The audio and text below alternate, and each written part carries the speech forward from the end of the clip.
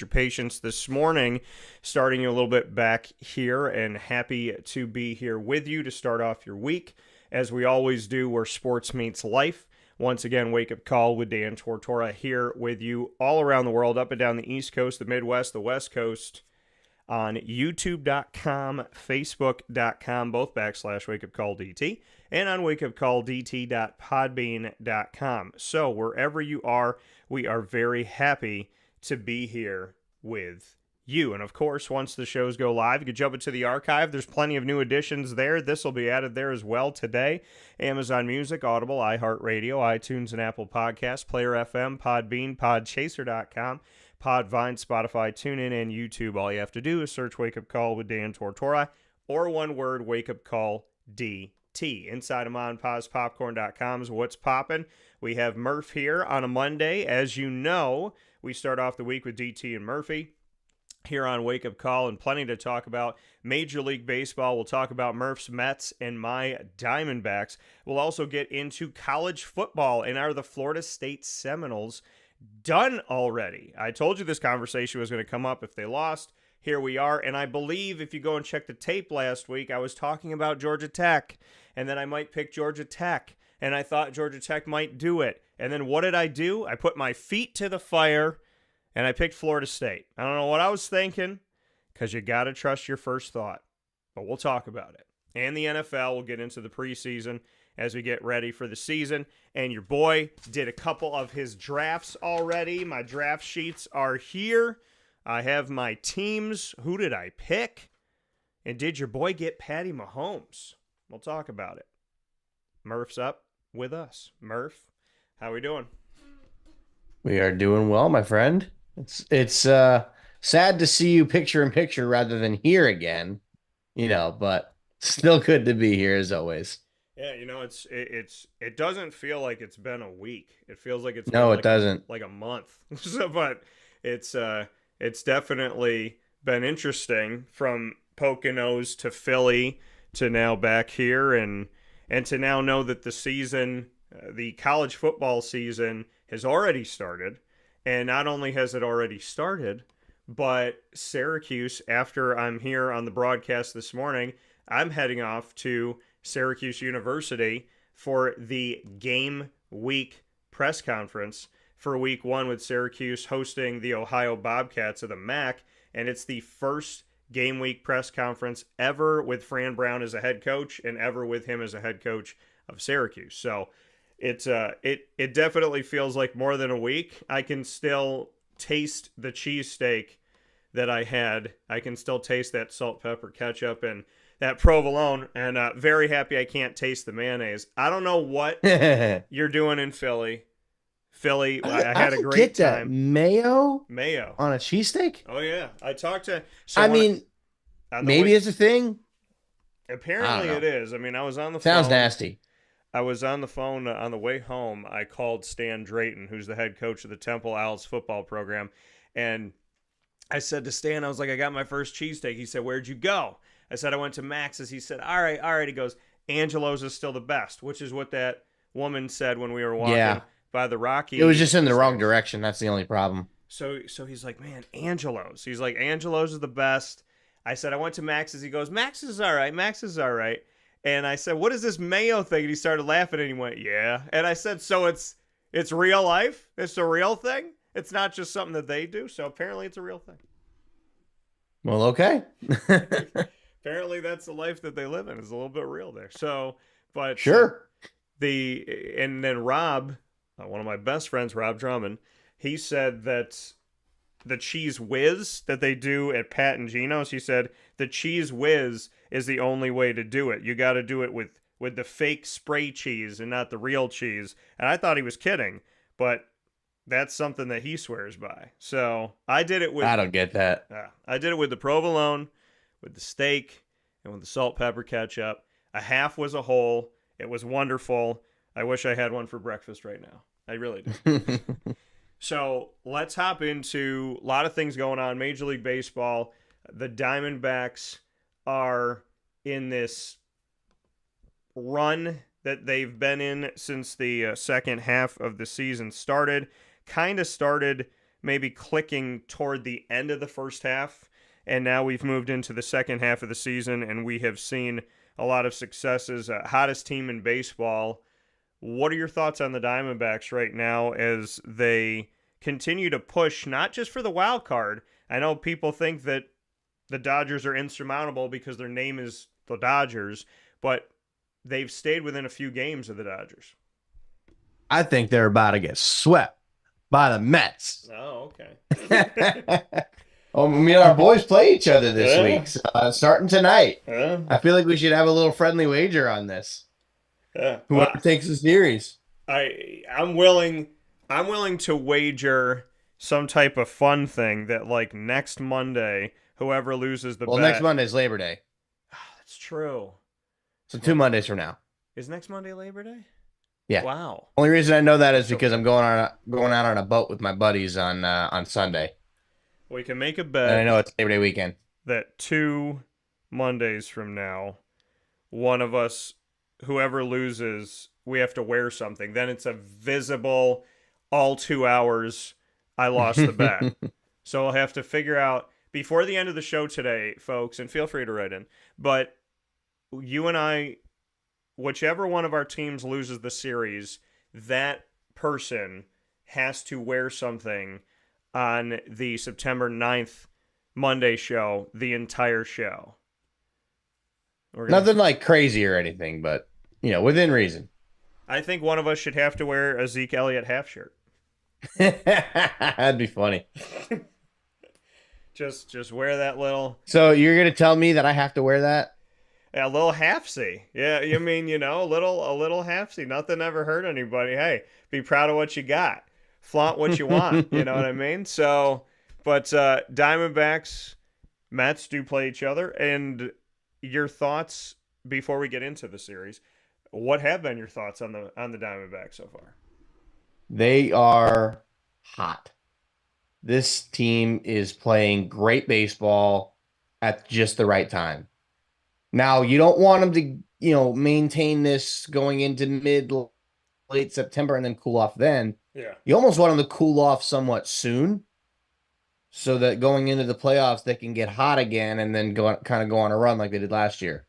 But Ketel Marte is quietly having an MVP caliber season. If Shohei Ohtani didn't exist, he'd probably be the MVP pick in the National League. Yeah. This team is 19 games over 500. They don't start playing till tomorrow. Okay, they don't play today. They play tomorrow. Yeah. Good to know. But Ketel Marte, 298 average. If he's hitting 398, he'd be like Ted Williams. 298 average, 30 bombs, 81 ribbies. 81 RBI is actually not a lot for a guy that's got 30 bombs, but isn't he hitting near the top? Isn't he hitting leadoff for them? Could tell. I'm gonna look at the last. I get all the starting. I think lineups. he typically hits leadoff. Yeah, I'll tell you right now. What was his last one? Where's their last one? Because I know they've moved some stuff around. Yeah, so he was off Sunday. The starting lineup was. He didn't play yesterday. He didn't play yesterday against the Red Sox. Why hasn't he even? Well, he didn't play Saturday either. What the heck? Is he hurt? Ketel is not there. Oh, you know what it was? Yeah, I did get an update. He didn't play the entire Red Sox series. Yeah, I got an update from him. Or from them. Where the heck is he hurt? Because Corbin was at the top of the order the first game. Where the heck is the update? But I will tell you in a second, I guess, what the heck happened here. Because I think they gave us the move down. Oh no, that's for Blaze. That was for Blaze. So I will tell you right now. Actually, he is hurt. I thought I had it up here. He's on the IL right now. Yeah, Christian Walker's with. That would have been good. That would have been good to know. Yeah, Christian Walker He has not played since August 18th. Yeah, him and Chris comments. And started, let's see here, symptomatic and not yet ready to rejoin the lineup. is where we're at right now. All right, well, that's good to know. Um, Aggravated, yeah, he aggravated a sprained ankle. oh, he might be out for a while then. But regardless, he's still leading their team. Um, Corbin Carroll looks like he's starting to turn a corner a little bit. He's got his average up to 220 from down around, I think he was right around the Mendoza line for a while this year. But he's gotten the average up to 222, 21 stolen bases for him. Lourdes Gurriel's having another solid year. I mean, even their pitching staff, you look at their rotation, and even with Jordan Montgomery pitching arguably the worst season of his career, Zach Gallen's been doing Zach Gallen things when he's healthy because he's been hurt at different times this year. Brandon Pfaadt's been pretty good. Yeah. ERA over 4, but not by much, and he's averaging about 8 strikeouts per 9. Getting guys out, that's the important thing. They just picked up AJ Puck from the Marlins, who's looked pretty good for them. And he's pitching to an 0.69 ERA with 19 strikeouts and 13 innings. So he's doing well for them out of the bullpen. But I mean, their team's just been. It's not like they're doing anything that's like all otherworldly. They're just winning. They're a good, fundamentally sound baseball team that's winning games. I mean, the Jake McCarthy's been pretty good. He's hitting nearly 300. Jock Peterson is hitting 283 with 20 home runs. When's the last time Jock Peterson hit 280? Long time ago. Eugenio Suarez has cooled off a little bit in the last maybe 2 weeks or so, but before then he was raking. He had probably a stretch. I think he had a stretch in July where he was hitting like 280 with like 8 or 9 home runs at the time. During that stretch, Christian Walker's been good again. It's just a team that you look at, and they made the acquisition of Josh Bell too, who's been playing DH for them. Yeah. But you look at this team from afar, and you just think it's just a fundamentally sound baseball team. I mean, yes, you have, guys like, Ketel Marte and Corbin Carroll, who Carroll was expected to be this big superstar, hasn't lived up to it this year, but still been okay in the second half. And Ketel Marte basically your superstar. But it's not like you have any other big names on this team. It's basically Ketel Marte and Corbin Carroll, and that's it. Right? But everybody's doing their part. Everybody's being going out there and playing the best that they can, and they're not looking for that name recognition. Right? You look at, there's been plenty of other teams in the past that will go out with these, random guys on their team. I mean, look at the 2015 Royals. Who was their best player? It was Eric Hosmer. Eric Hosmer wasn't a superstar. Lorenzo Cain wasn't a superstar. Mike Moustakas wasn't a superstar. Alcides Escobar wasn't a superstar. Right? They didn't have any dominant pitching other than in their bullpen. They had some good players, but they won a World Series, unfortunately, because we all know who they beat. But they won a World Series with a group of guys that are just fundamentally sound baseball players. And that's what this Diamondbacks team is right now. And I very much think that they could potentially make a run again if they continue to play like this. Yeah, I mean, they've definitely last year showed that they were a team that was comprised of all of its parts. It wasn't just a superstar. It wasn't just one place, one position that it was coming from, one player that it was coming from, one pitcher that it was coming from. Because I would argue with people last year that with the focus on Zach Gallen as their ace pitcher, that Merrill Kelly was a better pitcher down the stretch. He was a better pitcher in the postseason than what Zach Gallen was doing at times. And Brandon Pfaadt, keep in mind, folks, he was a rookie last year. He got called up and went into the playoffs. I mean, this is a guy who they were like, hey, you're And he our had a rough start too. you're our day 3, you're our game 3. Like that's what you're going to be asked to be. And in the Brewers series, which is just a couple games, we didn't see him, but we saw him in the series against the Dodgers, and he had an awesome game. We saw him against the Phillies, and he had an awesome game. The only time he struggled was in his start against the Rangers in the World Series. And, for a rookie, for a guy who's young in the game, and I should say young in the game in Major League Baseball. I mean, he's only, 24? Yeah, he's a young kid, and your first season in Major League Baseball, you're on the greatest stage, and you're the day 3 guy.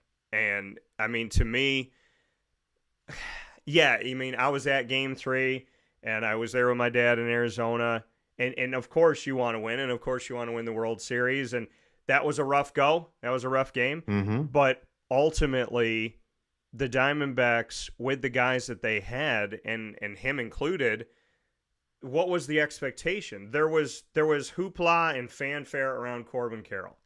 This is rookie season. Here's all the things he could do. His cards were a good price. People were looking for autos. People were looking for PSA 10s of Corbin Carroll. And yet, there's other guys that were making up this team, like Pavin Smith, like Lourdes Gurriel Jr., like Geraldo Perdomo, who I'd never hear anybody talk about, Ketel Marte. And keep in mind, folks, the record in Major League Baseball history for postseason games consecutively with a hit, that belongs to Ketel Marte, not anybody else in history. He broke the record last year. So when Marte's out there, I think he could extend the record too. Didn't he get a hit in every game in the postseason? Even the last game of the World Series? Yeah, he broke the record. He broke it. He was on pace, and then he took the record. He still has it. So Marte. Well, I'm saying, can he extend it this year? Can he break it? Did he get a hit in the last World Series game as he kept going? Can he extend this? Can he extend it? I think it was 16 consecutive postseason games. Can their first game make it 17? That's the real question. Yeah, I think he went farther than that, but I don't know what it was off the top of my head, but I think he got a hit in every game. He did. He has 18. There's 18, which means he could continue that streak this year and get to 19 or 20. Yeah, he did it at 18, tied the league record. Then he passed it, and his record-breaking hit happened on... Oh, no, wait. He extended it, didn't he? He extended it past that. Because I thought it was 20. Well, yeah, but I'm trying to find out if it's still alive. Yeah, I'm looking at exactly... Because that record was not just last year. That record extended back a couple of years. Yeah, with the final out of the 22, Ketel ends his MLB record 20-game postseason hitting streak. So he had gotten 18, which broke it. Then he got to 20. And in the final outs, so I'm trying to remember in that last game. Okay, so he didn't end. So he didn't extend. Okay, so that streak's over. He's hit safely in every game he's played in. Let's see here. Because he got to 16, then he got to 18, then he got to 20. And I was sitting here thinking, did he sit at 20? Which I believe he ended it at 20. Is where he's at. But I don't think it happened in the 20. Last game. No, because they lost in 5, right? Yeah, I don't think, because they only got one win in the World Series. I think, and I'm just... I'll check it. I'll just check the box score for Game 5. Yeah, I think it ended at 20. I don't think he got to 21. He did not get a hit, so it ended at 20. Yeah, so he owned... So he cannot extend it. It is the longest streak in Major League Baseball. He passed it before he hit 20, but Ketel Marte, again, to the point, he did not get a lot of fanfare. Didn't get a lot of conversation about it. There was excitement around the game itself. There was excitement with the fans, but Marte is not the name still that you hear. make it to the All-Star game, you don't hear it as much. Christian Walker, that's another name where you put them up side by side, and we did it here with Pete Alonso, and he was leading Pete in every single category, and I think they tied in one, and he led in every single other category, and people were arguing, why is this man not an all-star and Christian Walker not getting an all-star nod? And I still think that was ridiculous. right, so but he doesn't. What's get even that. more ridiculous is that Pete Alonso was our all-star instead of Francisco Lindor. Right, so you look Who's at going to go 30-30 again. you look at that, and you look at, like I said, Lourdes Gurriel Jr., what he did in the postseason last season, what Perdomo did, what the entire team, for the most part, there were different guys at different times that you never knew in which game who was going to show up. The expectation was Corbin Carroll, but the reality was that there was a lot of different guys showing up at different times for the Diamondbacks. And you look at it this season, and there's a lot of different guys showing up at different times for the Diamondbacks. And that's the beauty of watching this team, and that's the fun in watching this team, because it's not coming from one place. It's not relying on one superstar. It's a team with truly the sum of its parts making up their success. And Suarez being a part of that success, Peterson being a part of that success, Gabriel Moreno, last season in the postseason, dude had two different, he got hit in the head, he got hit in the hand, and he kept playing. He kept finding his way back onto the field. So overall, the additions that they made of Josh Bell, as well as the additions that they made in pitching, AJ Puck immediately had a positive impact on the team. Now, Jordan Montgomery, who pitched against them in the World Series last year and had success, he's not doing that well. I still think he might be a sleeper cell for the Rangers. Just watch on that. But I'm kidding. But Jordan Montgomery hasn't had himself a good run.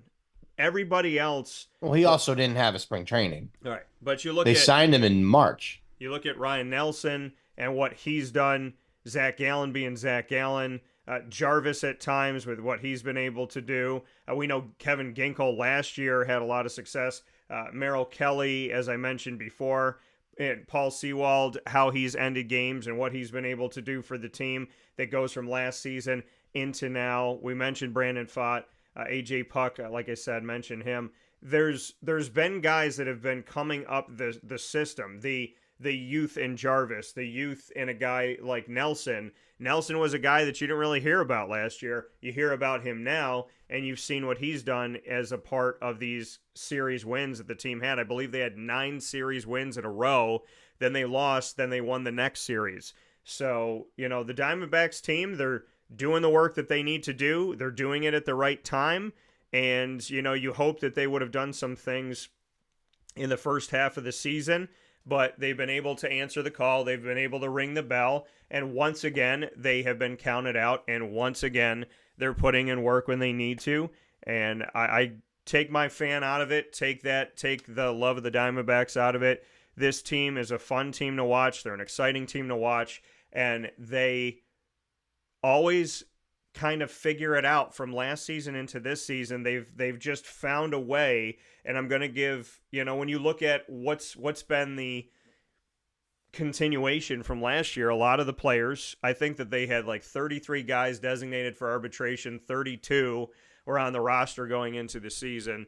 And Torey Lovullo is another piece of this, that he's been a huge addition, a great addition. And it seems like they have fun. It seems like they're little kids in the sandlot playing this game when you watch them and you see their excitement with each other. So I think we could talk about this and talk about that, statistic this and this with that and this with this. But ultimately, I think the statistic that you can't put down on a sheet of paper is these guys actually look like they enjoy playing together and they look like they have fun.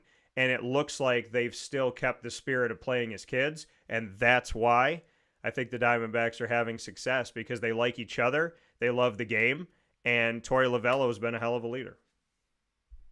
He has, and I've been saying that for like the last 6 or 7 years that he's been with the Diamondbacks, that he's been a great manager, right? I mean, they only just got to the World Series last year, but they've had some great seasons with Ketel Marte and with Paul Goldschmidt even when he was there. Yeah. So, ultimately they have had plenty of time to be successful, and he's finally gotten them over the hump. The only thing that's missing is, winning the World Series, right? So, if they can do that, that'd be great for them. Otherwise, then they're going to go and, go down as not a disappointment, but, a team that like a what if type of scenario, right? But, they are making headway, and they are not out of the race in the NL West yet.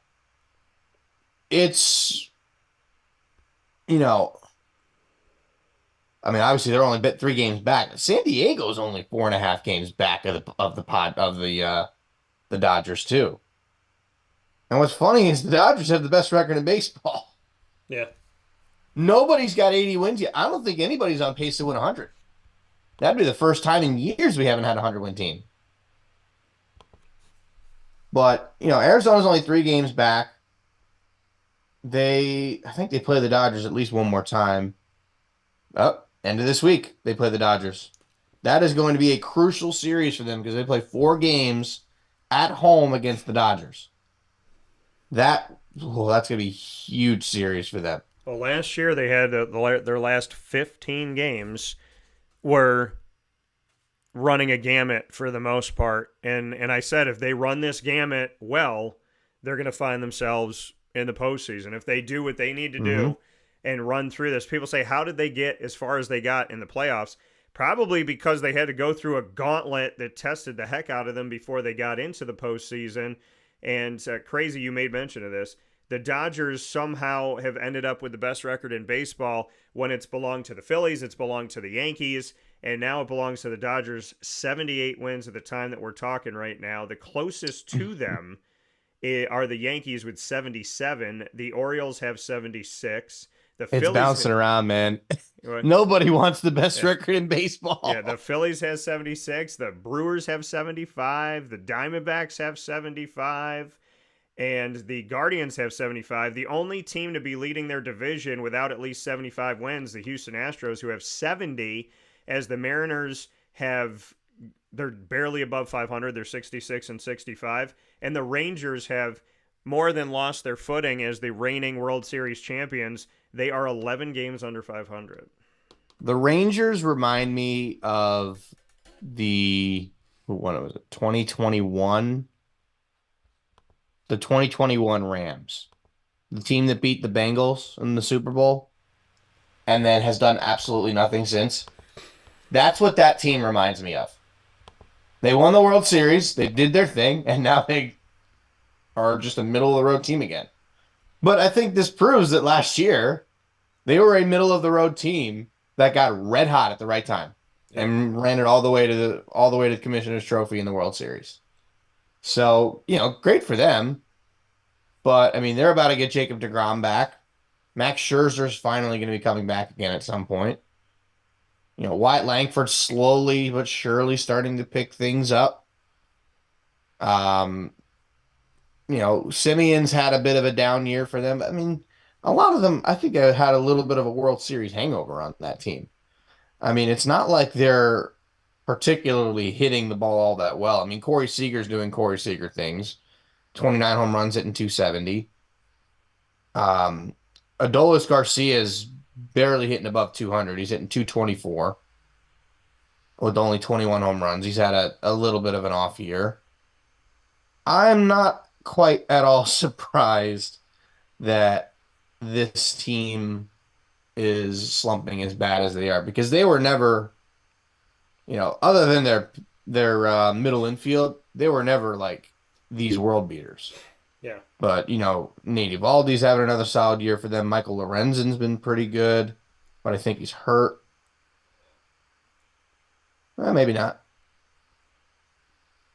But, they've been decent. But the Diamondbacks are proving that they were the team that actually belonged there. They just weren't the hottest team at that point. They ran into a buzzsaw in last year's Texas Rangers team that was red hot. So I guess we'll have to see what happens there. But this series coming up with the Mets and the Diamondbacks can be a big one in terms of the wild card standings. Yeah. If the Diamondbacks win, they're just gonna. If the Diamondbacks take the series 2 out of 3 or even sweep the Mets, they are gonna solidify themselves as the #1 wild card team and make a run at the division. And if they lose 2 out of 3 or get swept, then the Mets are right back in playoff position because the Braves aren't doing themselves any favors. They are not. Yeah. So realistically, the Mets just need to leapfrog the Braves. I don't care about leapfrogging the Diamondbacks and the Padres. They just split a series with the Padres. We knew that this road trip was going to be a gauntlet for them. They had to go to San Diego for 4, Arizona for 3, then they go to Chicago to play the White Sox, which, if you don't sweep the White Sox, that is not good. You need to sweep that team. You have to sweep that team. You can't, but you cannot take them lightly. Yeah. You need to keep your foot on the gas. And if they can take 2 out of 3 from the Diamondbacks, that'd be huge. Because I don't think the Diamondbacks need to worry about losing to the Mets. I don't. Because I think there's still other, then they got to play the Dodgers. They lose 2 out of 3 to the Mets. They might only lose 1 game in the standings to the Dodgers. If that, they might not lose anything. So, you look at their next series against the Dodgers. That's a 4-game series. You sweep the Dodgers, all of a sudden you're in first place. Yeah. So you can lose 2 out of 3 to the Mets and then sweep the Dodgers. And now you're in first place in the NL West. That would be massive for that team. But we'll have to see what happens there. I'm optimistic that the Diamondbacks still have a shot to win that division. I still don't think they're going to. My pick would still be the Dodgers right now, because if the Dodgers, and there's no team in baseball that's built for success like them. But we'll see. And you can't, in terms of teams built to win, you cannot sleep on the Yankees right now. Aaron Judge, over the course of the last 5 days, went from about 40, I think he's hit 6 or 7 home runs in the last week. He's up to 51 home runs right now. He is on pace for 64. You better believe that he is probably going to hit 60 again, and he very well could end up breaking his own AL home run record. Hell, maybe he even gets to 70. I don't think it's going to happen, but not impossible. It's Aaron Judge. Don't sleep on him. Yeah, it's this run and where we're at right now as things start to even out in a way with these divisional races and overall looking at these teams that are close to each other, right? People thought the Yankees were going to run away, the Orioles were going to run away, the Phillies were going to run away with not only their division, but we're going to run away with the pennant. They're going to get it. They're going to handle it. They're going to have the American. They're going to have the National. But that's not the case right now. The Dodgers have crept up here. The Diamondbacks won their first 8 series of the second half of the season, and I believe going back to the first half, it was 9 in a row before losing their series to the Rays. And they lost 2 of those 3 games were close. One was 5-4. One was extra innings, 12 innings. They lost 8-7. And then they've swept the last 2. So since winning 8 in a row to start the second half of the season, I believe 9 in a row overall, after losing the series to the Rays, they've won 6 in a row. And those 6 in a row, 3 at the Marlins, 3 at the Red Sox. So not only are they defeating these teams, they're defeating these teams on the road. They're at home against the Mets this Tuesday, August 27th, Wednesday, August 28th, and Thursday, August 29th. All of these games are, or I should say 2 out of 3 of these games are going to be nighttime games on the East Coast, 9:40 p.m. Eastern Time, the first 2. And then the Thursday game is at 3:40 p.m. Eastern Time. Then they have the Dodgers 4-game series Murph talked about. That's all at home. Then they go on the road to San Fran, on the road to Houston, 2 against Texas, 3 against Milwaukee, which is kind of hilarious here because those are the teams that they played in the postseason last season, 2 of the 4 teams that they played. And then they'll be at Colorado. Then they got Milwaukee again. And so those are going to be 2 tough series. They have 7 games against the Milwaukee Brewers, 3 at home. And then after a series with Colorado, they stay on the road and go to Milwaukee for 4. And Milwaukee has had the largest separation of any team, any divisional leader of anyone in the country of the six divisions that are in Major League They're up by double Baseball. digits, right? Yeah, they're the only one that's up by double digits. Then they Well, play that San division, Fran and that I mean, let's be honest, that division stinks. well, the I division's mean, the close. Brewers are pretty good, but I mean, yeah, so the division stinks. yeah, they're fighting with each I mean, other. the They're not Cardinals, fighting to the get there. Reds, the Pirates, and the Cubs are just not that good at baseball right now. I mean, it's a shame with the Reds because Ellie's doing Ellie things, and he's going to probably steal 80 bags and hit 30 home runs. The Cubs haven't really done anything this year. The Cardinals have been meh, and then the Pirates just have had the electricity of Paul Skeens and haven't really won when he's not pitching. Yeah. Well, so as we go forward, this is what it looks like. That's the schedule. Diamondbacks will finish up against the Giants and the Padres at home. The Mets, after their series with the Diamondbacks, they will find themselves as they go forward here. The Mets, who are still fighting to find some footing here in the wild card world. The Phillies haven't been great. The Braves haven't been great recently. They'll be at Arizona for 3, like we talked about. Then they'll go to Chicago on the road. And then you talk about Boston and Cincinnati and so on and so forth. You got 7 games against the Phillies, the first 3 on the road, the next 4 at home for the Mets. So it's going to be interesting. Wild cards are open, divisions are open. If my feet were to the fire today, I'd still pick the Dodgers to win the division in the NL West over the Diamondbacks. They have held that lead. But speaking of who's going to win divisions, we put up polls last week. I want to get your thoughts. There's 1 day left to vote in both of these. Who's going to win the AL Central? The Guardians, the Twins, or the Royals? 0% of you have picked the Twins. 18.2% picked the leading Guardians. And 81.8% of you believe the Royals will win the AL Central. And between the Yankees and the Orioles, 71.4% of you are picking the Yankees to beat the Orioles and win the division in the American League East, despite the fact that that division has been Orioles, Yankees, tied more than once. Right now, it is Yankees by a game and a half. They're 77 and 54. The Orioles are 76 and 56. And they will play each other in the back part of this season. So that's going to be another one to circle and watch. Any final notes on baseball, Murph, before we take a step aside and hop into football? Well, this is not Major League Baseball related, but did you see the last play of the Little League World Series? I did not. It was up where we were, but I don't know what the heck we were doing. Where was I that this was going on? But it was on. I didn't see the last play. So the kid from Florida laid down a perfect bunt. So Florida didn't allow Chinese Taipei to score in the top half of the eighth. So they start with the runner on second base, executes an absolutely perfect bunt down the first base line, and the second baseman went to cover second, and there was nobody covering first. So the pitcher fields the ball, throws it straight into right field, and then Florida was easily able to score the winning run and win the game and win the Little League World Series. But you got to feel for the kid, the second baseman, but at the same time, like, this has got to be a physical error. Like, if you throw it away, like, that's bad enough. Yeah. Making a mental error like that, that's tough to get. That's a tough pill to swallow.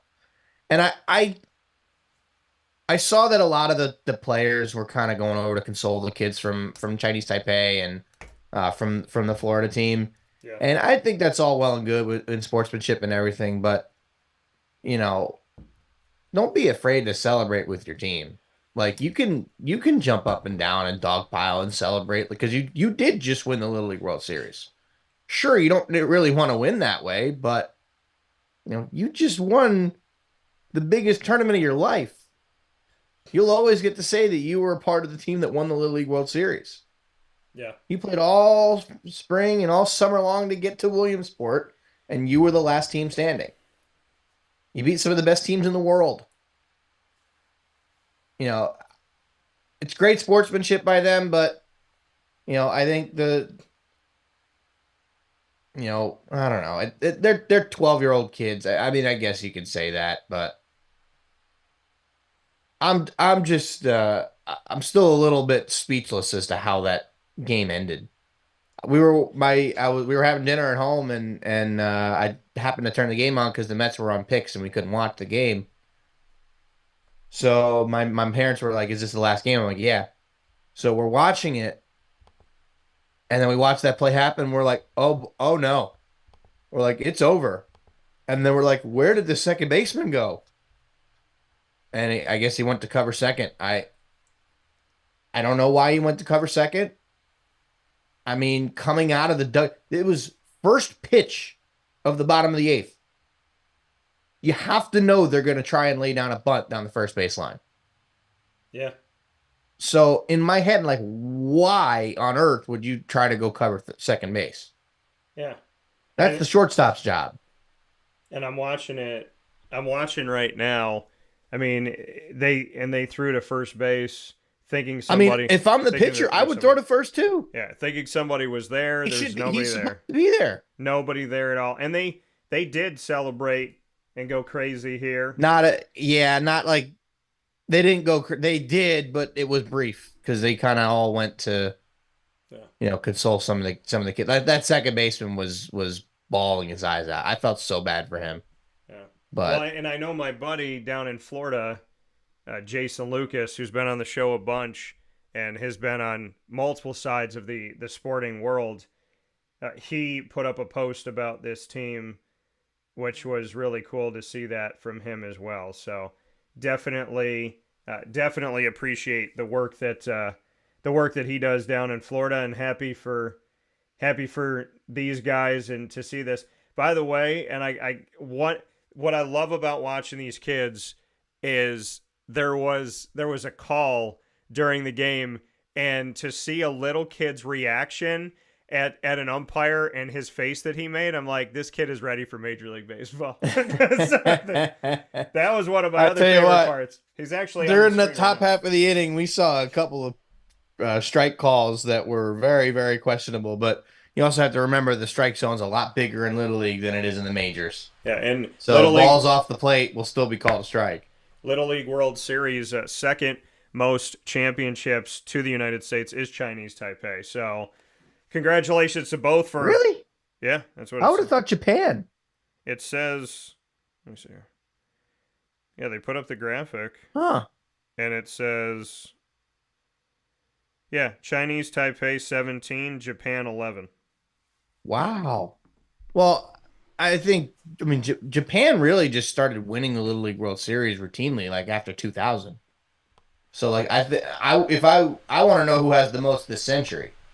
In the 21st century, I would imagine Japan's probably at the top, but I don't know if we're going to be able to find that stat or anything. Um, but yeah, Little League World Series is always so much fun to watch, man. And, seeing those kids try to fight their way to Williamsport. I was never able to be a part of a team that did that, partly because we were never getting there anyway, and I didn't make that team for reasons that we don't need to get into on the show because it was I'd get a little heated from that. But yeah, it was fun to watch. You feel for the kid. You feel for the second baseman from Chinese Taipei because I think he's the one that you know the whole team probably was looking at him, and it's like you had one job and you didn't do it. And I mean, I hate to kind of rip on the kid, but at the same time, that's basic baseball instinct, right? Even if you're gonna put the wheel play on, it's the first play. If it's mid inning, Yeah. all right, but you had to know they were gonna bunt. You had to know he was gonna bunt up the first baseline, and you had to know he had to cover first base. Because the first baseman and the third baseman are to come crashing in. The shortstop's job is to go cover third, and the second baseman's job is to cover first. It's baseball 101. You feel bad for him because he's just a kid, Yeah. but it is baseball 101. That's a play that needed to be made. Now, do I think Florida still would have won the game regardless? Yes, I do. Because they would have had a runner at third with one out, and a sacrifice fly would probably win it. Any base hit or ball to the outfield probably ends the game. So, I think they probably still would have lost regardless, but that's not the way that you want to lose for sure. Yeah. So I mean, it's it's a beautiful thing. The unfortunate part is it's a beautiful thing on one side and it is gut-wrenching on the other side. And that's at any age, but it builds character. Mm-hmm. It builds your response to adversity. I mean, That kid's going to learn from this. Yeah, I guarantee you he will. I go back to, it's like the smallest championship trophy ever. But I look back, I'm just kidding. But I look back to this. I look back to 1999 and our championship trophy. And this meant more because I believe we lost early in our basketball postseason and our summer camp the year before. I think we lost in like the second round. Or the second game. It was so quick. It was so quick and it sucked because you had to sit there and watch. You're like, we're not playing. We're done. It's over. And so when you become champions, and shout out to Hoop Mania Basketball Camp, Pro League 1999, when we won this, it was like, I knew what it was like to go through hell. To go through this, like, this sucks. We lost. There's nothing we could do about it. There's no other game. And that is why this is in the studio. There's only championship trophies in the studio. There's this championship trophy. Why would you want a second place trophy? Right. I mean, let's be honest. There's only champions in the studio.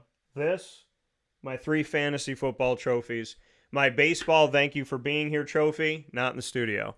My other basketball trophy, hey, how you doing trophy, not in the studio.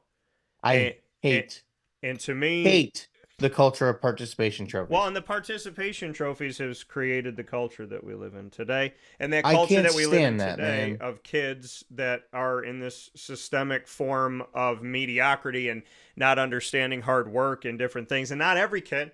I have met so many kids that are absolutely incredible. When people tell you the future of this country is dismal, I disagree because I physically spend time with these kids and get to be around them, and obviously in the sports world, so many of them. So there's a lot of great people coming up in our future. We just have to kind of unteach the 15th place is a good place narrative. And for the kids, for Chinese Taipei, for me and the team the year before this and a couple of years before this, when you lose and it sucks and you have to walk off the field in the courts and jump out of the pool and get off the track of life, when those moments happen, they make winning championships better. You might think in that moment, like, this is the worst feeling in the world and I'm so mad at myself and this, that, and whatever, but losing ends up making winning so much better. And this championship means a lot to me because not only did we win the championship, but we knew what it was. I knew what it was felt like to lose. I knew what it felt like to be on a team that I don't think anybody thought we were going to win except for us. And there's probably times where we didn't think we were going to win. And I got MVP of the playoffs. And it's the only time in my life that I was voted MVP. And that to me, which I feel like my teammates deserve it more than I do, or they should have given it to the team. When you have the moment of victory, it's not that moment that you appreciate. It's the tears and the anguish and the frustration and the I wish I coulda or I should have. Those are the moments that you celebrate when you win. You celebrate getting through all of that adversity. So to the kids of Chinese Taipei, celebrate this loss in how you work and how you think about yourself and how you talk to yourself and how you talk to your teammates and into every piece of effort you put in moving forward so that the next victory becomes even sweeter because it's not just about that season. It's about everything that grew you into it. There's a reason why they call it growing pains. When you grow, your body physically is in pain in order to grow. So why do we as human beings, if our body goes through physical pain to grow, then why would we think we don't have to go through pain in order to grow in every other part of life? So grow through this. And to the team down in Florida and to, the great United States of America, God bless and congrats. And to Chinese Taipei, God bless and congrats on getting there. And, this is fun. The Little League World Series is exciting. I've seen it come home. And there's a lot to be said about the beauty of the game at any age. So with that being said, we're going to take a step aside for a fast break. We'll be back with football. Florida State, I prognosticated Georgia Tech could do it, and then I didn't listen to myself. And I said, if Florida State loses, let the narrative begin for the next 12 weeks of people going, is Florida State done? Are they out of it? Is their college football playoff hopes over? Well, that was already on the bottom line ticker over the weekend. We'll discuss it all here. College football up next on Wake Up Call. Stay with us. Here's a message from Renee from Bryan's Landing, located on 6523 East Seneca Turnpike in Jamesville, New York. Open Tuesdays and Wednesdays for dinner, Thursday through Saturday for lunch and dinner, and Sundays for brunch. It's a lot like the way that my mom and dad ran their restaurant. We have put in place a lot of people that are family to us, very similar to how my dad hired people that were family to him. And then the tradition I'm carrying on is a lot of the items that are on our menu are my dad's. And he taught our chefs how to recreate his dishes. So I think that Tommy McNerney, who our executive chef is, to him it is an art. And I think that when he does create a dish, it's not just about making the food taste delicious, which is definitely our priority, but it's an art to him, and it's almost like his canvas on a plate where he just wants the colors to look great, and people love it because he takes pride in that. And Bryan and I appreciate that. We want it to obviously look good and taste good. I will tell you, when we opened up, it was 6 weeks before COVID. And what was amazing was the community, our friends and family stepped up, and everybody did takeout. Everybody supported us. Our hearts were just so filled. So to Bryan and I, obviously our friends come all the time, and we just have repeat customers in Jamesville, and I think people going to our previous restaurant in Green Lakes are making the trip to come to Bryan's Landing to support us. And I think we have great food and a great atmosphere. So it's very, very important to us. Head to Bryan's Landing, located on 6523 East Seneca Turnpike in Jamesville, New York, where memories have become recipes that are now meals to share with you. Tuesdays and Wednesdays for dinner, Thursday through Saturday for lunch and dinner, and on Sundays for brunch. And be sure to come out for live music Friday, Saturday, and Sunday.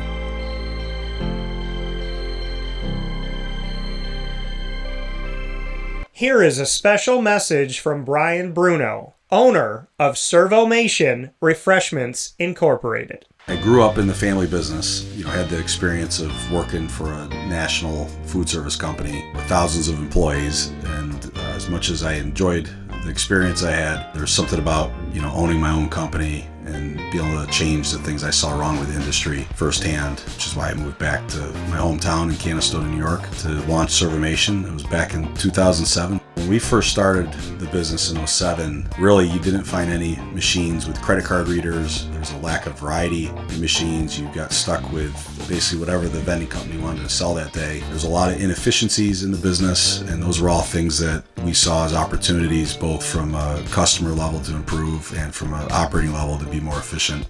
We've really been at the forefront of introducing retail technology into our space. We were doing self-checkout back in 2009 before it really became a national phenomenon. The whole point of it isn't to just improve the customer experience. It's to make it feel more like a retail environment where people don't have to be afraid of what they're buying behind glass. They don't have to be afraid of not being able to see the ingredients of the packages. It was an easy transaction from that standpoint.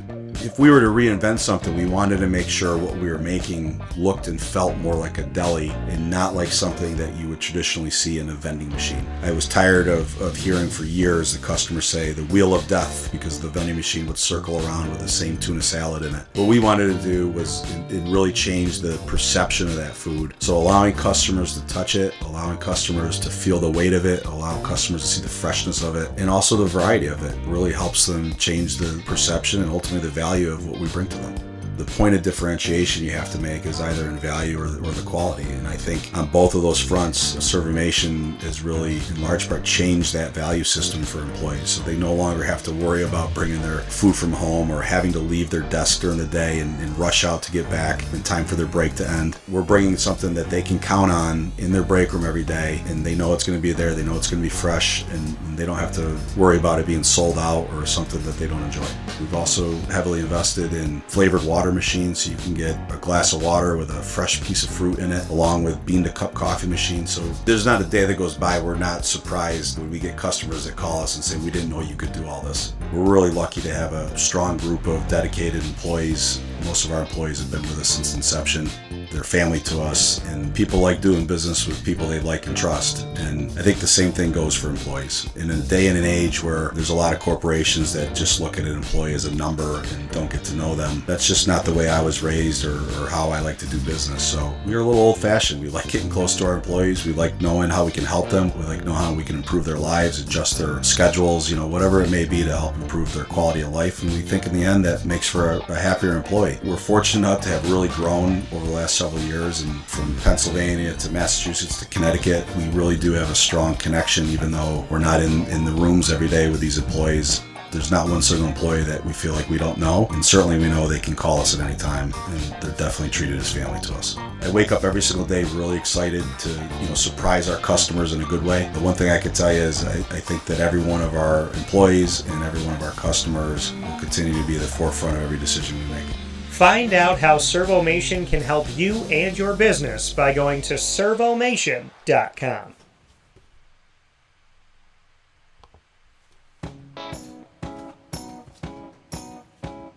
In these unique times, there are those in our community that give us a sense of normalcy and positivity. Pizza Man on 50 Oswego Street in Baldwinsville has been here for you for over 35 years and is here now. Call 315-638-1234 or order online at pizzamanbville.com to bring those familiar tastes into your home. And remember to come see our monthly on-site broadcasts centered around the community and our Baldwinsville beats.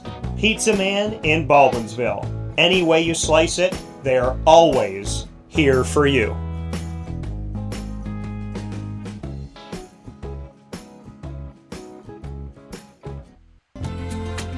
Looking for your next ride? Look no further than Great Lakes Honda City, located on 7140 Henry Clay Boulevard in Liverpool, New York. Serving our community for decades, their new and pre-owned vast array of vehicles are available to you Monday through Saturday on site. To search from home, shop at GreatLakesHondaCity.com.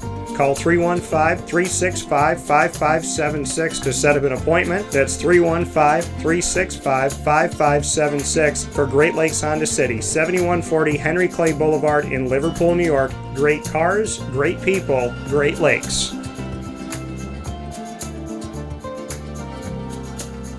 All right, you need to come out here and get yourself the Brooklyn Pickle. I was talking about this with one of my buddies. I was like, yo, there's no better sandwich in the state of New York than the Brooklyn Pickle. And now that I found out that they're going down to North Carolina, we are taking over your taste buds everywhere you are, wherever you're going to be. You need to get yourself out to the Brooklyn Pickle. Pinehurst, you just realized that you found yourself the best sandwich shop that you're ever going to have. This is a glorious moment. It's a blessing to your community.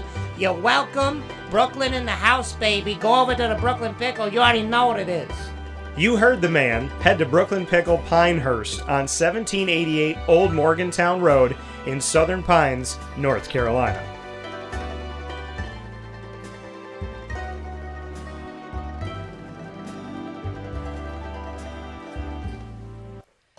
And a welcome back here to Wake Up Call with Dan Tortora, where sports truly meets that thing called life. Proud to be hanging out here with you this morning and here on DT and Murphy starting off your week.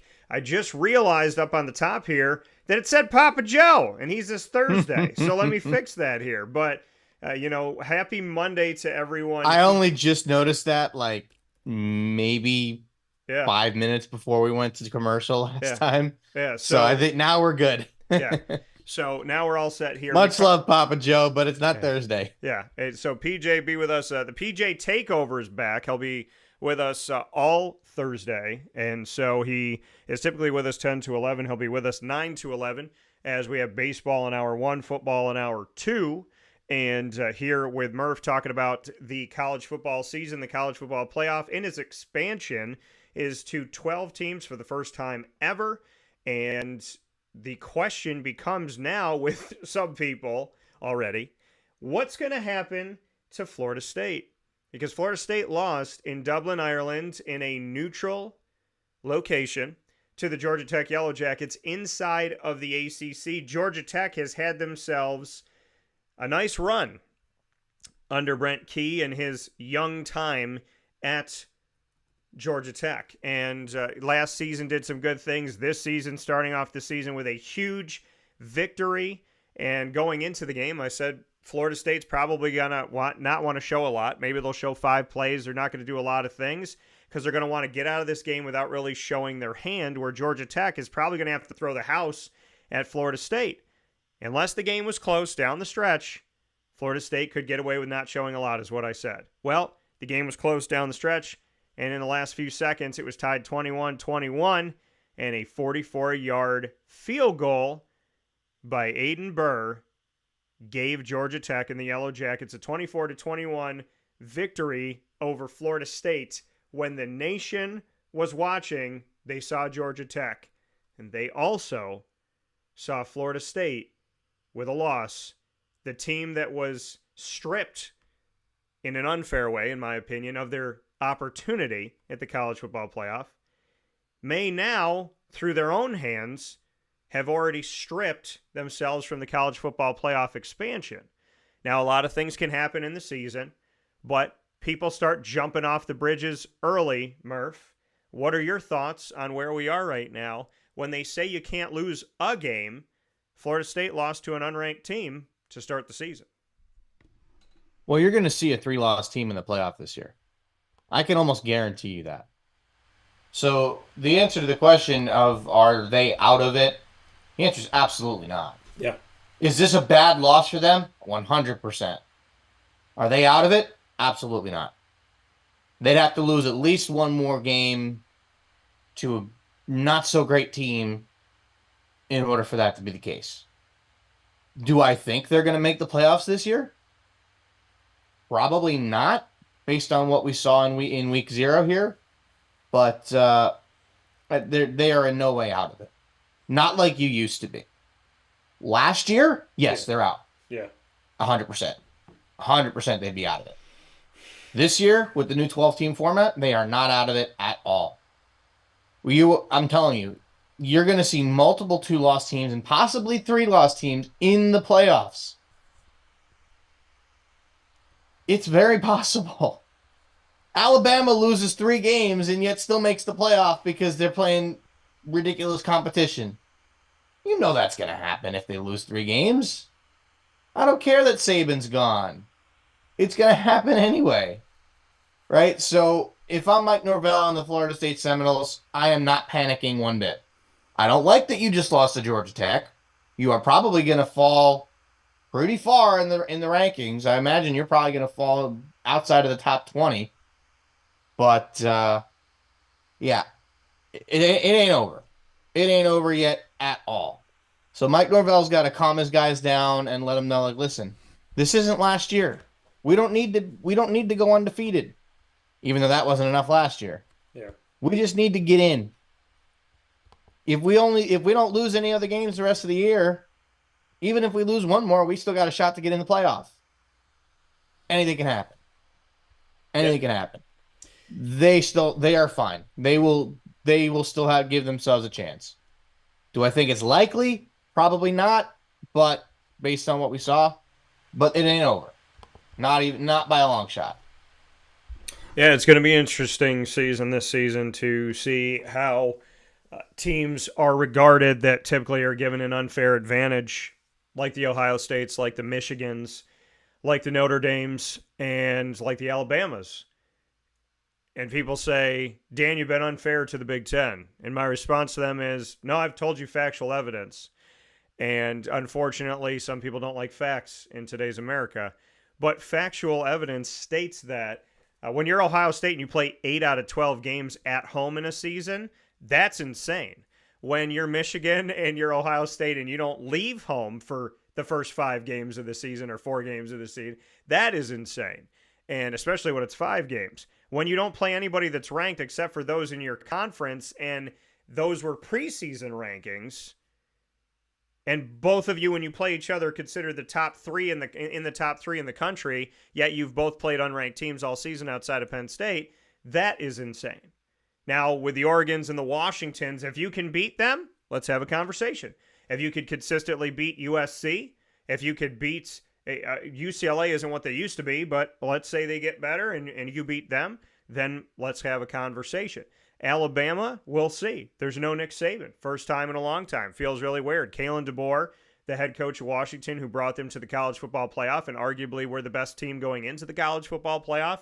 Kalen DeBoer, who I got to speak with last season, and I really appreciate that time. And God willing, I hope to do it again with him at Alabama.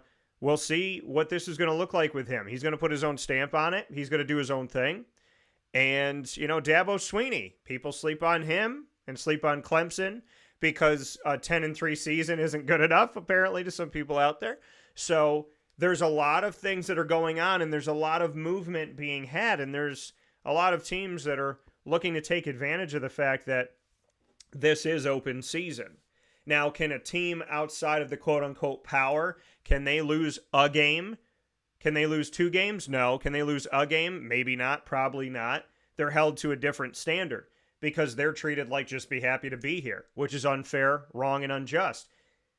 But to a Florida State team, if Alabama loses a couple, if Clemson falters, if Michigan loses to the unranked teams that they love to play, if Ohio State loses to East Bumbltucky, then maybe we're talking about something here. But right now, Florida State's in a place.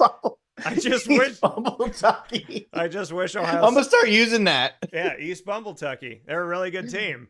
Or the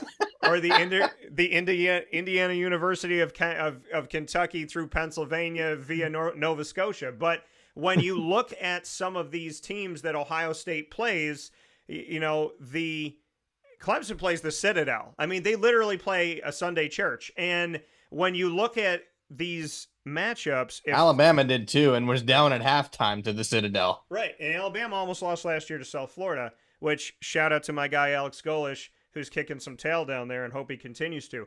But Florida State, they're not out of it. I agree with you because it's an expanded playoff, but the ACC is considered a lower conference to the powers that be, to the shadow government of college football, so to speak. I don't know if I agree with that. I think last year was an exception because of the fact that Florida State did not have the quarterback anymore. When Jordan Travis got hurt, that in their eyes that ended their chances, regardless of them going undefeated. It did. Clemson, if they're in the same situation and they lose Trevor Lawrence, probably miss the playoff too. And I don't believe it's an ACC problem. I believe it was a college football playoff committee problem. I think they wanted to do everything in their power to get Alabama into the playoff once Jordan Travis was lost for the year. Right. But when Jordan Travis went down, the only way Alabama was making the playoff was if they beat Georgia. And Alabama couldn't make the playoff if you didn't put Texas in. And there's your 4. Yeah. Because Washington and Michigan were both undefeated Power 5 conference champions. Yes, Florida State was too, but they lost their quarterback.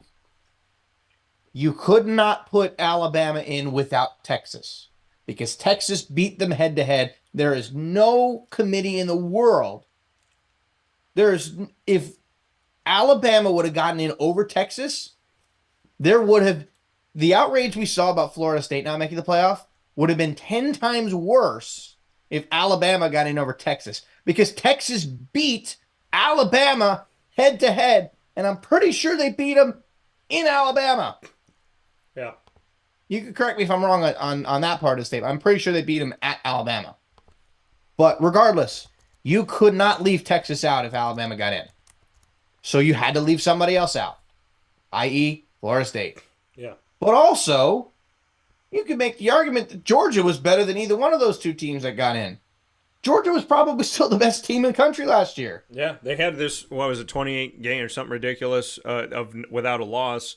And then the only they lose loss one that they game had, and all of a sudden they're out. right. But again, Kirby Smart was right. they were But trying. they got screwed too. And they were in Alabama. They lost. Alabama lost to Texas at home. At home. 34-24. So everything that you said in that run, I agree with, because it was set up for this. It was set up for Alabama to make it, but Alabama couldn't make it without Texas because Texas beat them. So literally, if you go back and you look at Georgia, they were like, yo, 20-plus wins in a row, not enough. The moment you lose, we're going to argue Alabama, and then we're going to argue Texas because they beat Alabama, and then they're in. Where a few years ago, Cincinnati beat Notre Dame head-to-head in Notre Dame by double digits, and people were arguing that Notre Dame should get in over Cincinnati. And that made no sense. And they're like, That right there made zero you sense. need to thank Baylor for winning because Baylor puts you in. No, being undefeated and beating everybody on your on your schedule, that's what put Cincinnati in. Cincinnati should have been in the year before, because keep in mind, I was at that Chick-fil-A Peach Bowl game down in Atlanta, Georgia. It was the first event that I went to. Who got in over them that year? Was it Notre Dame? That year was Notre Dame. Yeah, because I had Texas A&M and A one-loss Cincinnati. Notre Dame team. So Notre Dame got in over them, and they take care of the SEC and the Big Ten. Here's the thing. That year, it was the first event I went to during the COVID times. They finally opened things up some places, and it was the first sporting event that I went to. It was January, and I went to the Chick-fil-A Peach Bowl. I want to say it was 2021. And when I went to the Chick-fil-A Peach Bowl, and I watched Georgia and Cincinnati, Georgia needed plays down the stretch in the last couple minutes to barely get out of that game by a field goal victory against a Cincinnati team that was not regarded to be that good. That Georgia team, with a bunch of those players and the head coach Kirby Smart, is the team that went on to win a national championship the next year. So when they tell me Cincinnati's not that good, they push Georgia to the brink. Wasn't it 2 years later? Then they beat them there. So, I think we have the years off. No, Because when Cincinnati made the playoff, they got blown out by Alabama, right? when Cincinnati made the playoff the year before, when they didn't, they played Georgia. And they played Georgia in the Chick-fil-A Peach Bowl.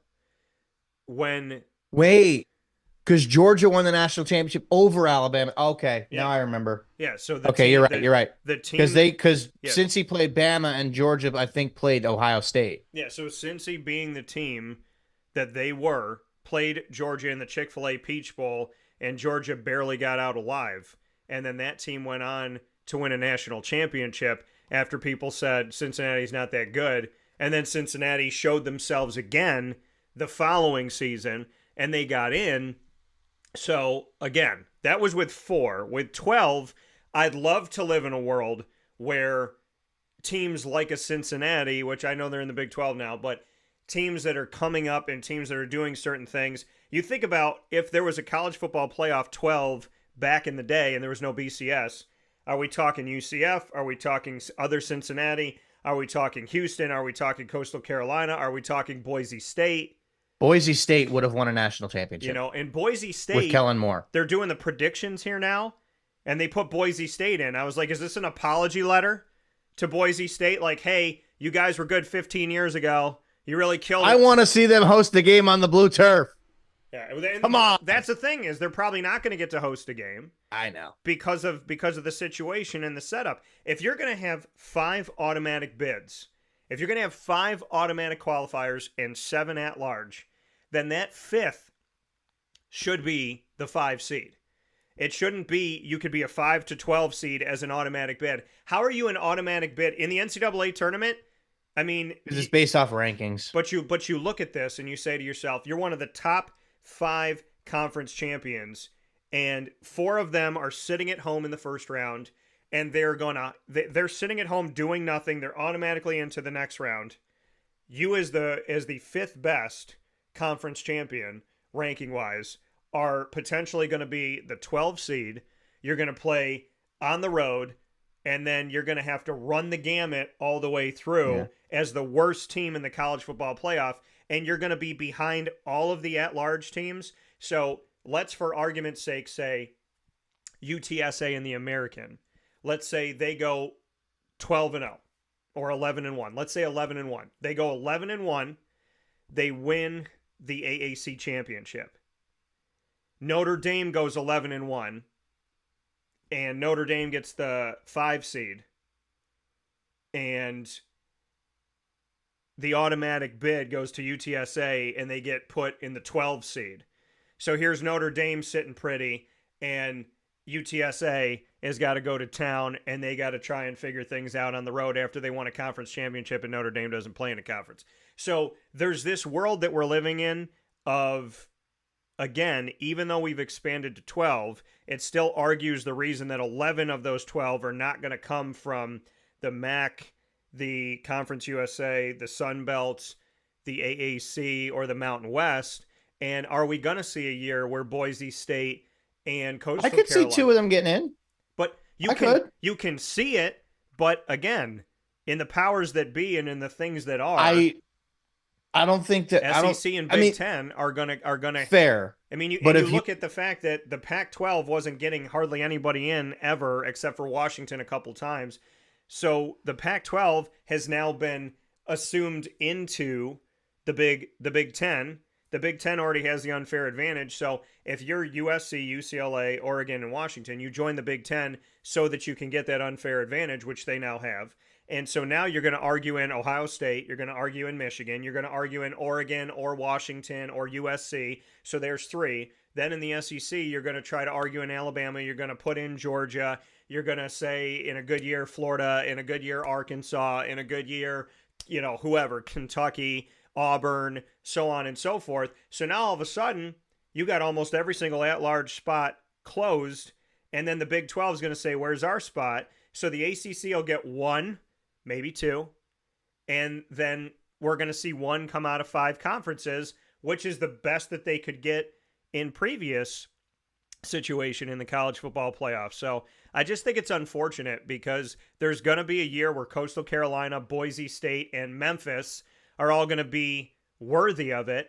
And the argument against them is going to be they didn't play ranked teams. And I'm going to say that about Michigan and Ohio State. And they're going to say, well, they didn't have a good non-conference schedule. And then I'm going to tell you all the power teams that they beat.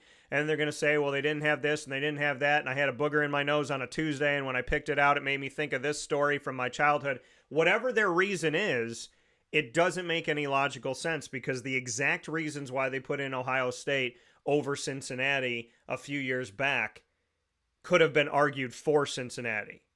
And it didn't make any sense. They're like, you have to win all your games in the regular season. They both did that. But it was in the COVID year, and Cincinnati won more games than Ohio State won because Ohio State played less games. Then they said you have to win your conference championship, and they did that. Then they said, how many top 25s did you beat? Cincinnati beat 3. Ohio State beat 2. So in the criteria that the committee put forward for the Buckeyes, the Bearcats in the same state did the entire criteria plus 1, and they argued Ohio State in over Cincinnati by saying all of the points that would have put Cincinnati in. And that's eerily familiar to when Jim Boeheim wasn't let in with a 20-win Syracuse team, and over him went an 18-win Indiana team and a 19-win Duke team, and both of those teams played like crap in the NCAA tournament. And more often than not, the Big Ten doesn't do much in the college football playoff. Michigan won this year amidst a bunch of scandal and suspension, and Ohio State has won one, which was the first college football playoff. So I don't really get what the argument is when, if these teams are that bad, just let them go and lose. If they can score less than 0, Ohio State's already done that. If getting blown out is something that only happens to non-power conferences, well, then why did Washington get blown out? Why has Notre Dame been embarrassed twice? I guess I'm just wondering in the college football playoff, if these teams are so bad and they suck so much, then how come they're almost beating or hanging with? And why did Nick Saban tell me that Cincinnati deserved to be there, whatever the score was, that without any doubt in his mind, they deserve to be there? I mean, do people carry the weight of Nick Saban's word to any accord or any account? I mean, when he tells you Cincinnati's good enough to be in the college football playoff, I mean, at that point, do people believe you? I would think they should, if they're not going to listen to me. Yeah.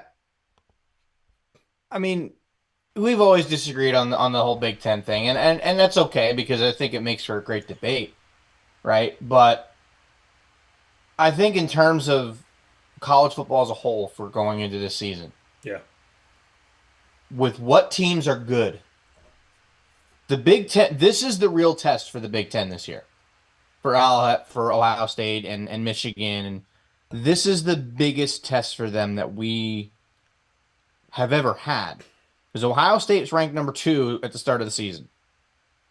They've got on their schedule this year, their first 4 games are all going to be cakewalks. Well, maybe not Michigan State, but they're all the first 4 games. They'll be 4-0. Then they host Iowa. They go to the Pacific Northwest to play Oregon. Nebraska they'll beat. Purdue they'll beat. Northwestern they'll beat. Indiana they'll beat. And then they play Michigan last game of the season. Oregon's going to be their big test. But what's weird is they don't play Penn State. Why is Ohio State not playing Penn State? That is so weird. That is the strangest thing I've ever seen. But, oh wait, yes they are.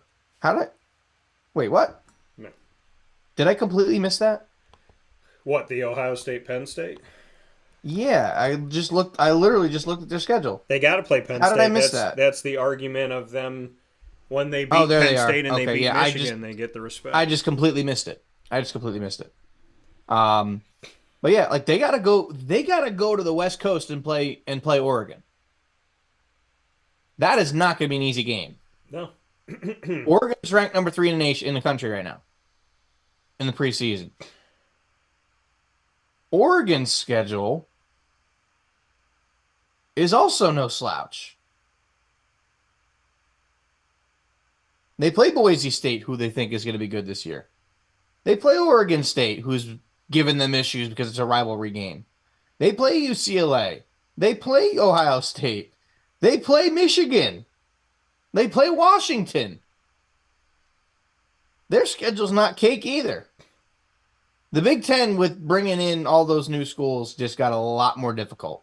So this year of all years, we are going to see the Big Ten finally get tested. Well, that's what I want. I want you to beat Oregon. I want you to beat Washington. I want you to beat USC.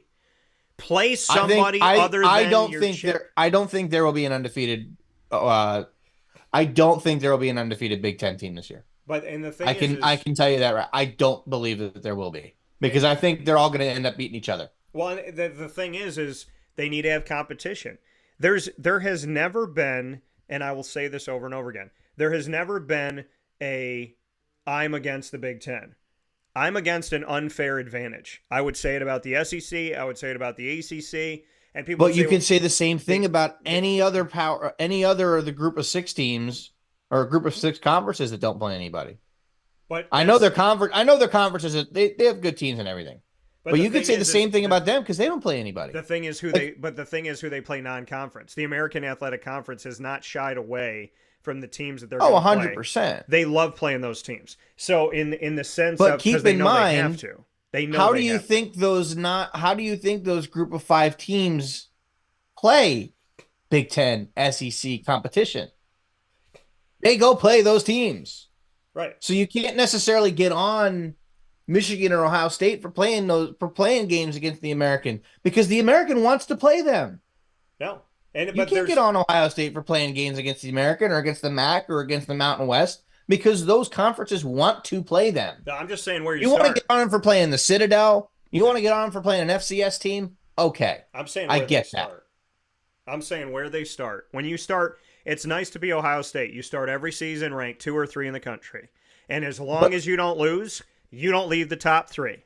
And if you had, but I mean, it must be nice to start there. Once you start, But UCF and Cincinnati, when they went undefeated those 2 years, are proof that you don't have to start in the top 25. No, but you're never going to get there. UCF's best place was 10.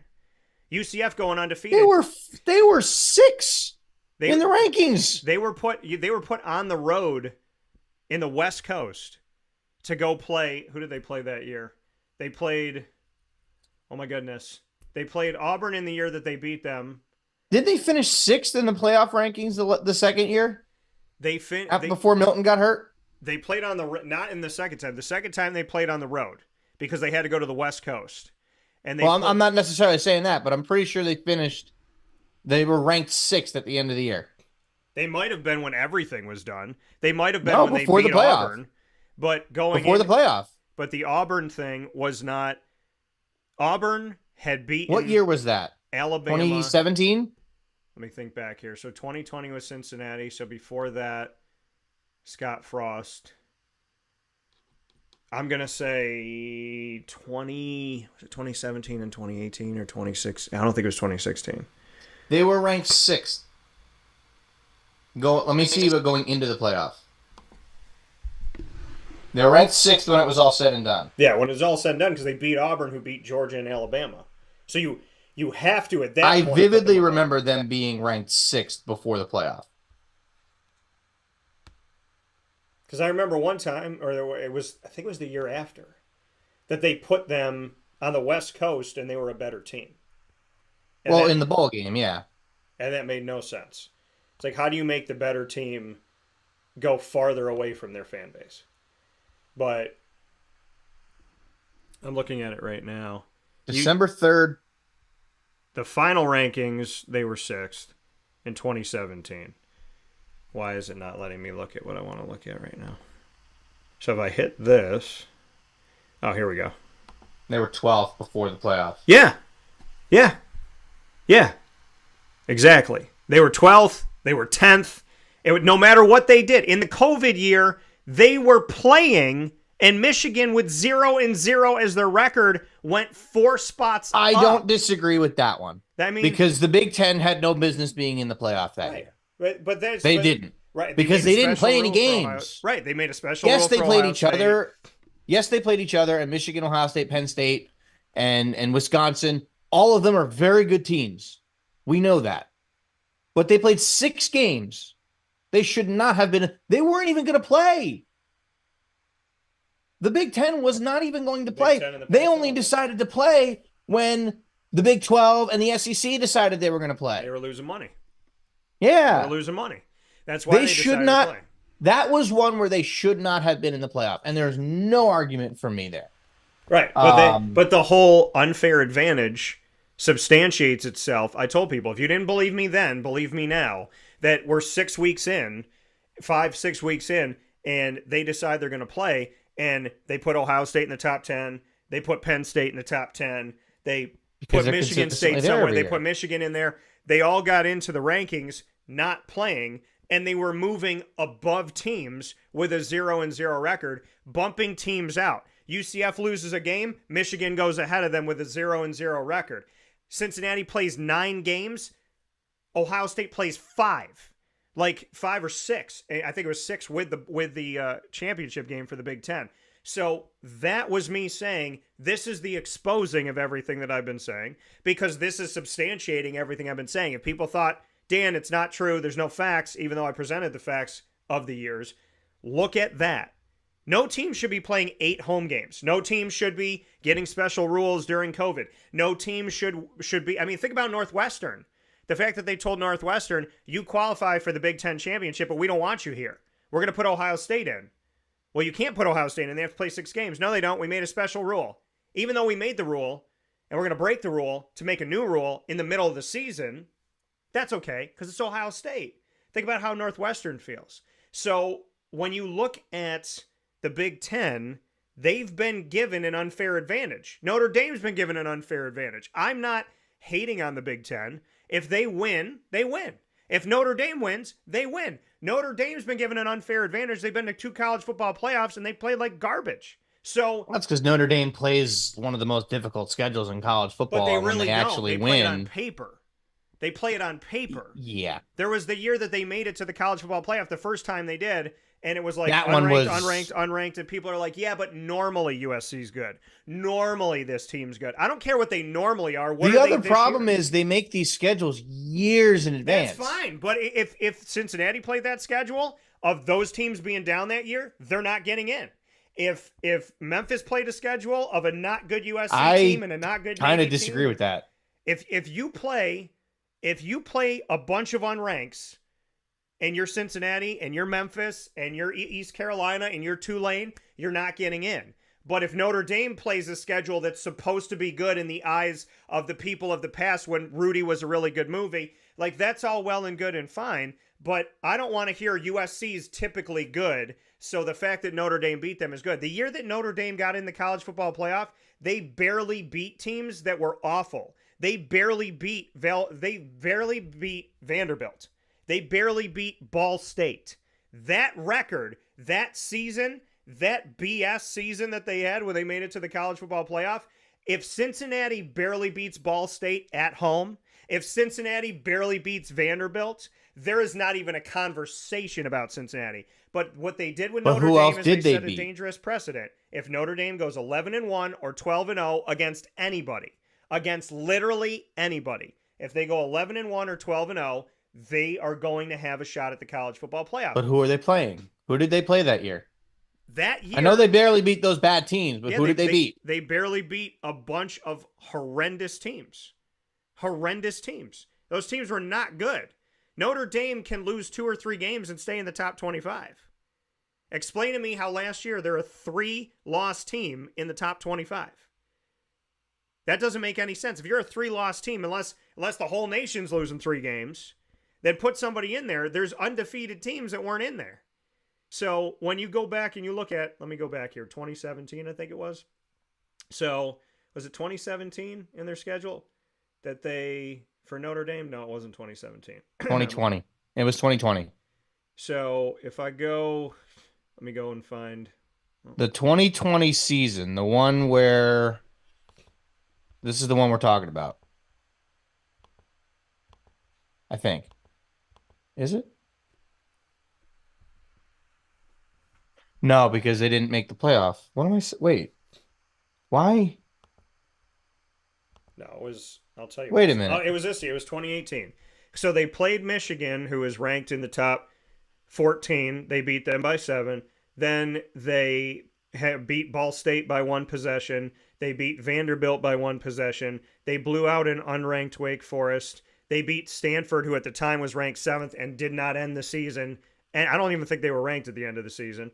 They beat Virginia Tech, who was ranked at the bottom of the top 25. They barely got out of a Pittsburgh game at home. They beat Navy, who didn't have a good season. They beat an unranked Northwestern. They beat an unranked Florida State. They beat Syracuse without Eric Dungy. And they beat USC, who was unranked. So people were saying to me, yeah, well, but if you look at it, like Stanford was 7 at the time. They were ranked too high. Sometimes the rankings are based on wishful thinking. Stanford, USC, not a good season. Ball State, Vanderbilt, Syracuse without their quarterback, Florida State, unranked. They weren't having a good year that year. Northwestern, Navy, Pittsburgh. Their key victory was Michigan. Outside of that, they did nothing. So They put them in the college football playoff, and they got embarrassed. But when people hear me say that, some people go, well, you don't like Notre Dame. Well, you don't like the Big Ten. Well, you don't like Ohio State. Well, you don't like Michigan. No, because I didn't say boo when Michigan won this year, did I? I said congratulations. If they win it all, then they've earned the right to, then they have shown me that this year specifically, they're supposed to be there. But outside of year one of the college football playoff with Ohio State and last year with Michigan, any other time they made it, what did they do? And you can argue other teams. You can argue Texas A&M. There's other teams that could have been argued. It's not just Cincinnati. It's not. Well, 2020 Texas A&M should have been in it over That's Notre who I Dame. had. That's not even a question. I had Texas A&M and Texas Cincinnati. A&M was a one-loss non-SEC champion, Right. who beat Florida, who you and I both know had Shoegate not happened, they would have been in the playoff, even with 2 losses to Alabama. And I had them in there. However, you them could have made the argument, and this is the only team that I would have been perfectly acceptable putting in over Florida that year had they not lost to LSU, was Texas A&M. Because they did lose to Texas A&M. Texas A&M beat them head-to-head. Right. Because I had Florida initially, and then at the end, my prediction included Texas A&M and Cincinnati. I had Texas But I also A&M think Texas A&M and Florida would have gotten in that year over Ohio State. I had Texas A&M and Cincinnati because Florida had faltered and had the 3 losses, yeah. And I couldn't argue 3 losses, that. you don't get in. I couldn't argue that. I could argue the 2. I couldn't argue the 3. 100%. I put No Texas argument A&M as 3. I put Cincinnati as 4. And unfortunately, in the Who world else got in other than Ohio State? It was in the 2020. It was Alabama. It was Notre Dame. It was Ohio State, and who else? In the college football playoff of 2020, it was... No, that wasn't the right one. Was it 1920? No. No, it's 2021. It was first one after COVID. It was Ohio State. No, since he did get in that year. Yeah, this was the year. No, they didn't. Clemson. Yeah, Clemson was in it. Yeah, then it was Trevor's last year. It was LSU and Clemson. Yes. So it was LSU, Clemson, and Ohio State kicked the crap out of Notre Clemson Dame. in the semifinal. Yeah. So that being said, I guess that proved Ohio State belonged there because they beat the crap out of Clemson. But remember, Clemson, when they said like, "Oh, Ohio State deserves," because that's an argument. Well, Dan, look at what Ohio State did to Clemson, and I go, yeah, go a few years earlier. Clemson shut out Ohio State. So you can't say, I mean, you can't say, well, they blew it's a year-to-year them out. thing, though. They blew each other But out. it's a year-to-year thing. Right, but again... We're saying they belong there that year. When people say they belong there every year because they're that good, I said, no, they don't.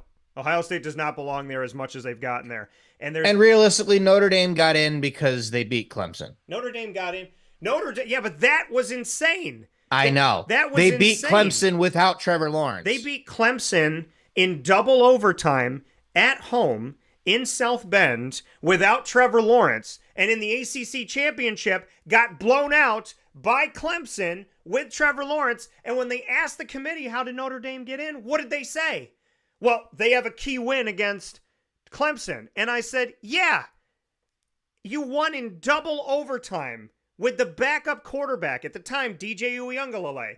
They barely beat DJ, who did not have a good run at Clemson.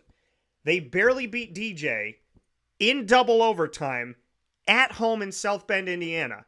Barely got out by the skin of their teeth. And they said, that's why we put them in. Did they fail to realize that weeks later, when Clemson was fully healthy, Notre Dame got embarrassed? So again, there's the unfair advantage. There's an argument that makes no logistical sense. It doesn't make any logical sense whatsoever. We don't disagree on the fact that they didn't. Notre Dame did not belong in that playoff. I'm not saying Ohio State, Michigan, and Notre Dame every year. I'm saying Ohio State, Michigan, Notre Dame, and the Big Ten in general have an unfair advantage path to the college football playoff, which has been substantiated in factual evidence. I'm not talking about the years that Ohio State's really good or the year last year with Michigan. I'm saying I think they base it off recruiting classes. that's all. They look at who these guys based off recruit. recruiting classes, They're Syracuse getting is 4 in and this year. 5-star commits constantly. Then Syracuse That's is the only problem with the group of 5 is they're not getting these 4 and 5-star commits because they want to go to the best teams. They want to go to Ohio State. They want to go to Georgia. They want to go to Alabama. They are getting. They want to go to Clemson. They are right? getting those guys. They're getting them as 3-stars. Not in the same numbers. And Alabama and Clemson are seeing them, and then they're poaching them. If you look at the American Athletic Conference and other conferences in the quote unquote group of, but why would they want to go to? Why would they want to go to the SEC schools? But look at what they're doing. Because they're better. They're using them as a farm system. Notre Dame's last 2 quarterbacks have been through a farm system of the ACC. Sam Hartman was a tremendous quarterback for Wake Forest. Last year he was at Notre Dame. This year Riley Leonard spends a couple seasons at Duke. That's part of the problem with the transfer portal, though. Right. But that's what I'm saying is you can say the Americans only getting 1 stars, 2 stars, 3 stars, and they're getting 1 stars, 2 stars, 3 stars that are actually 5 stars. And when those guys show 5-star talent, Alabama goes after them. Clemson goes at. They end up in the transfer portal. So, but why? So but these guys are winning national why championships with the SEC, with the Big Ten. But why do they leave? They leave because if you get an opportunity and an offer, sometimes it's money. Sometimes, and they're not all leaving. UTSA has lost 3 kids. Not all of them are leaving. No. UTSA has lost 3 student athletes in the entire run of the transfer portal. So I'm not saying they all leave. Right, but think about it this way: money. Why wouldn't those kids stay at Cincinnati or at Memphis or at UTSA or at Boise State? The college football playoff and money, unfair path and money. They know if we go undefeated. I don't necessarily think it's the unfair path. I think it's that they want to go play for the big time program. I think it's an unfair path. I think if you're 12-0 at Memphis. And you're like, okay, we didn't make college. Like if you go to UCF and you're 12-0, you don't make college football playoff, then you could turn around and go, okay, you know what? I need to go elsewhere. But think about the mass exodus. It's going both ways. The transfer portal and the money and the free agency of it all. The money is ridiculous. Alabama and Clemson, go and check the tape. Go and look online, folks. Go and look at the transfer portal online. Clemson and Alabama lost a ton of players. And if the kids don't play losing there. Players under Nick Saban, if they're losing players under Dabo Swinney before this season, when you look at this, I mean, Nick Saban was losing guys after spring practice. He lost them on Monday, Tuesday, Wednesday, right after they finished up the weekend of spring practice, after they did their spring game. You look at Clemson, lost a bunch of people too. I think at one point it was like, did they lose 14?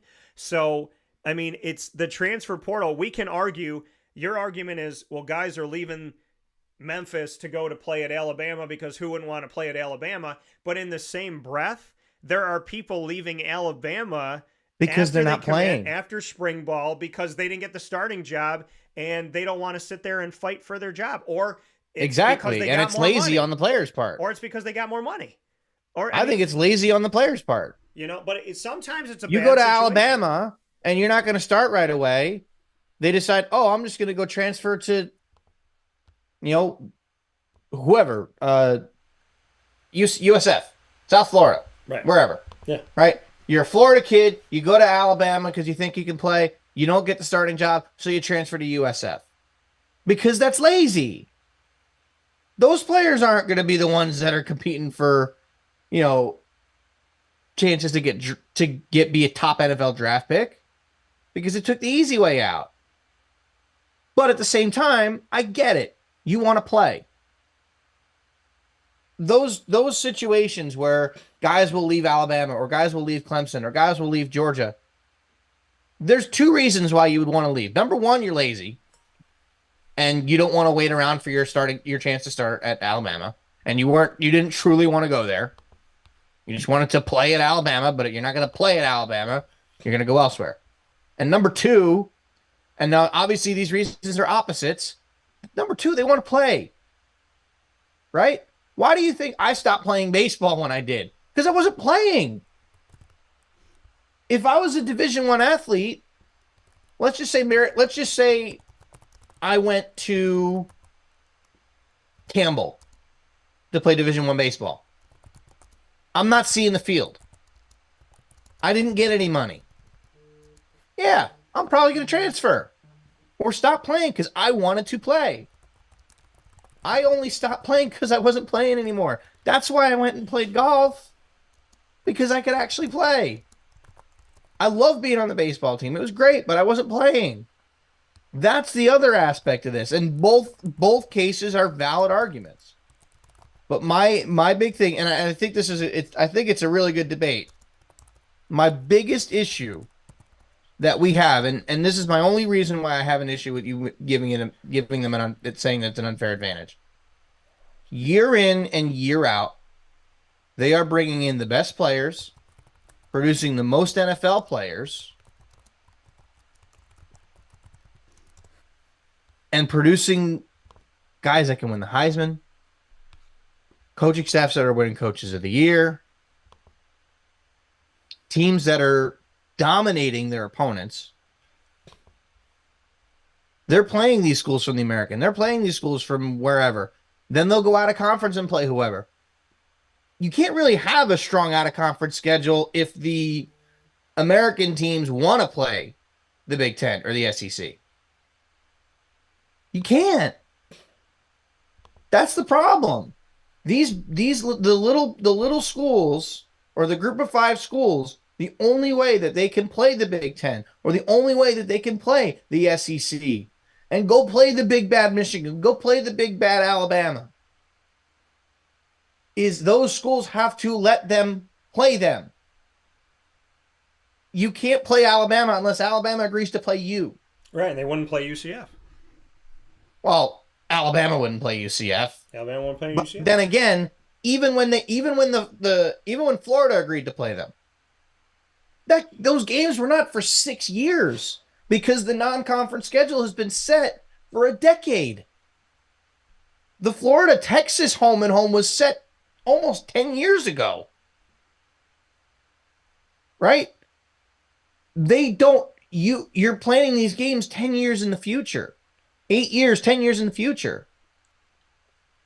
Because they're already made up. For some. You don't know what they're going to be back. You don't know what they're going to be in 10 years.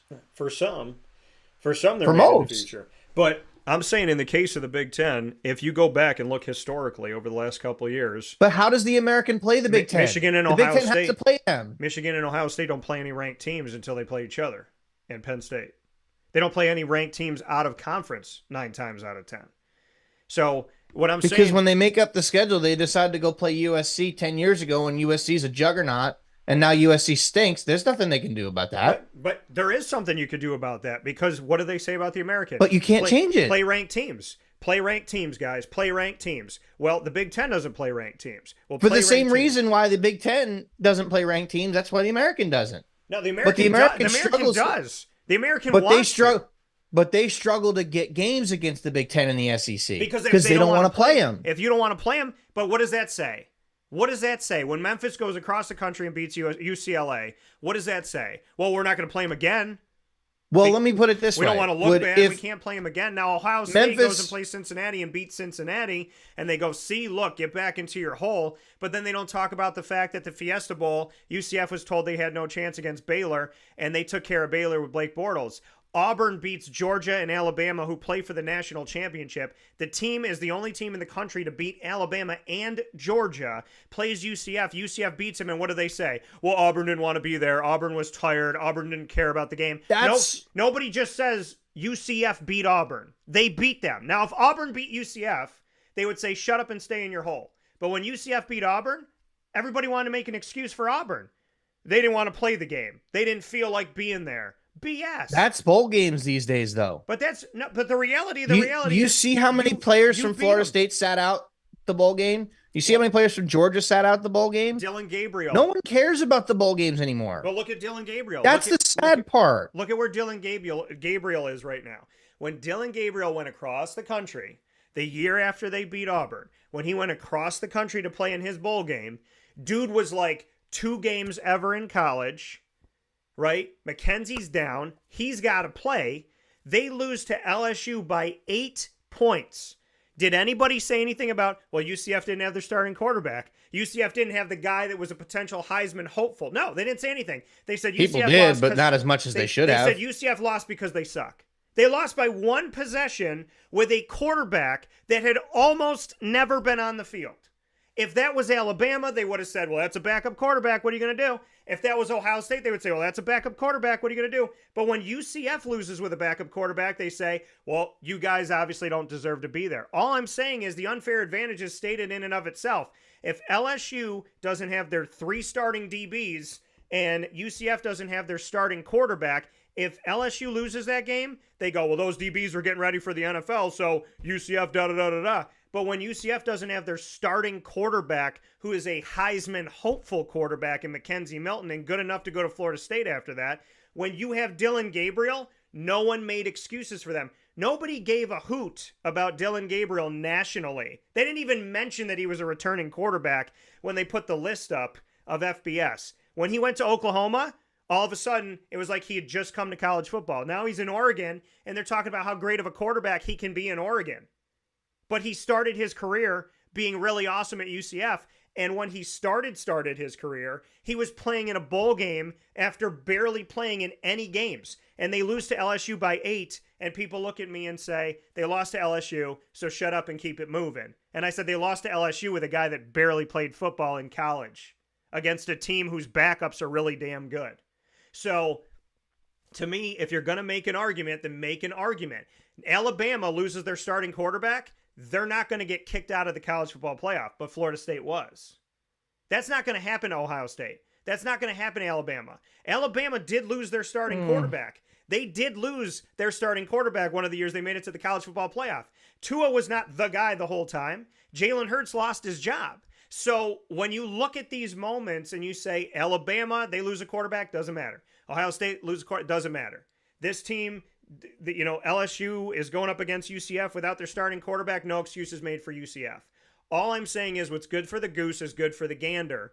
And if Ohio State can play a totally unranked schedule and UCF, when they were in the American, could play a totally unranked schedule, and you're telling me Ohio State is leaps and bounds ahead of UCF, then why didn't you let them play each other in the college football playoff and prove it? Because Ohio State's played in the college football playoff and scored 0 points. Unless UCF can score negative points, I fail to understand why they didn't deserve to be there one of the 2 years, if not 2 of those years, where they're beating Auburn and they're hanging with LSU, and the year that, you go back a little bit before that when they're winning the Fiesta Bowl over Baylor. These are teams that have been told they don't deserve to be there. How does Cincinnati barely lose by a field goal on the last couple possessions to a Georgia team and be not that good when that Georgia team goes and wins a national championship the year after? I was at the game. Cincinnati ran that game 80% of the game. And it was the end that it was Georgia. But at the end, people look at the score and they go, look, Cincinnati sucks.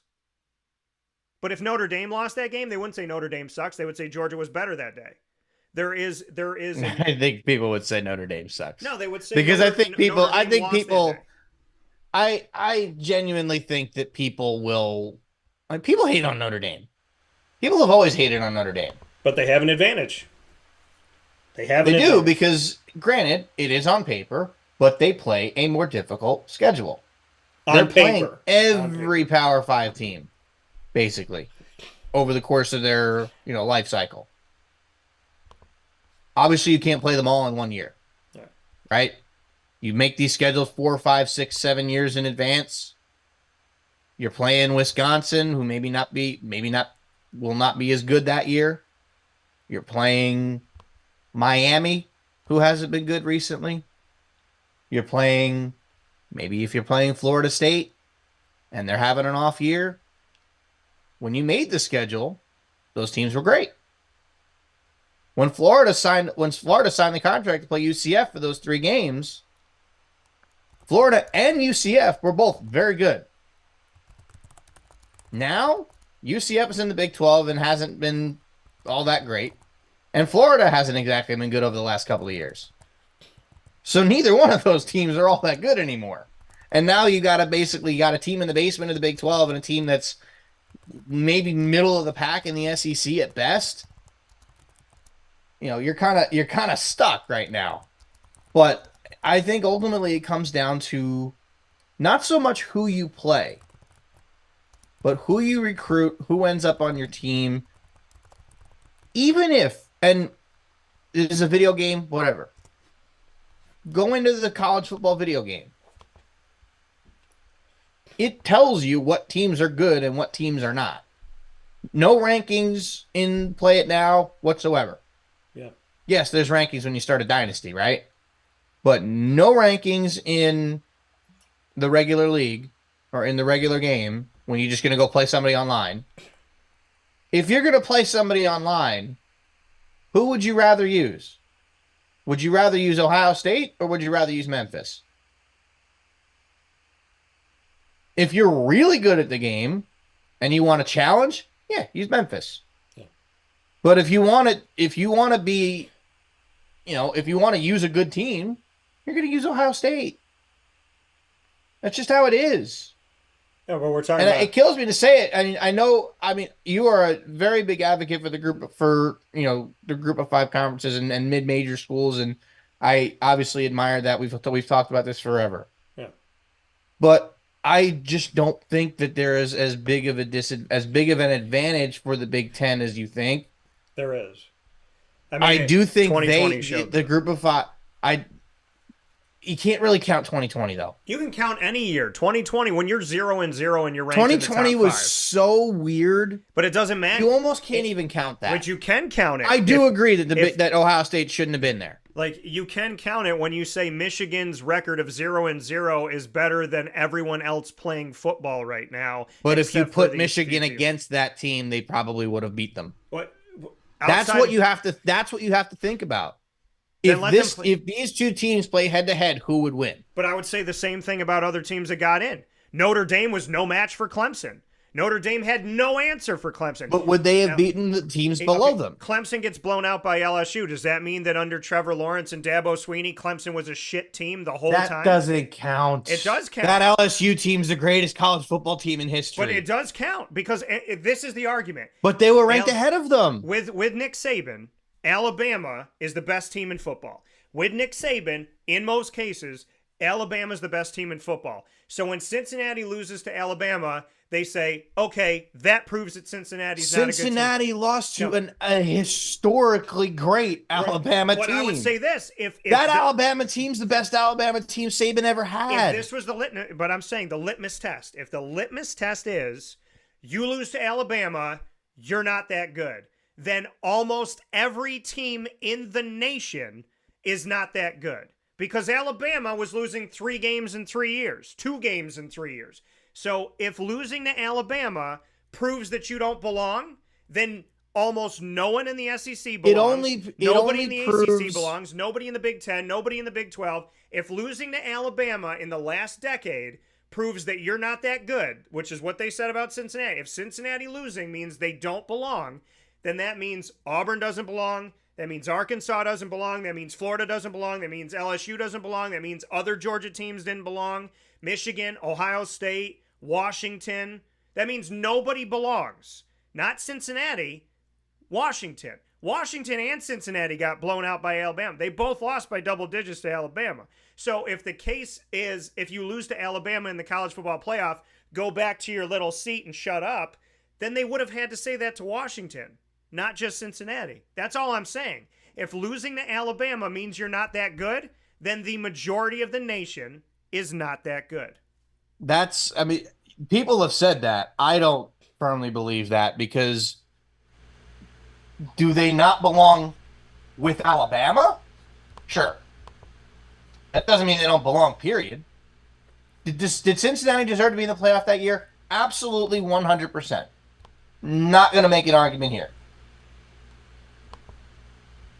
Did they belong on the same field as Alabama that year? Nobody belonged to be on the same field as Alabama that year. Just the way nobody belonged on the same field as LSU when they went with Burrow in the national championship.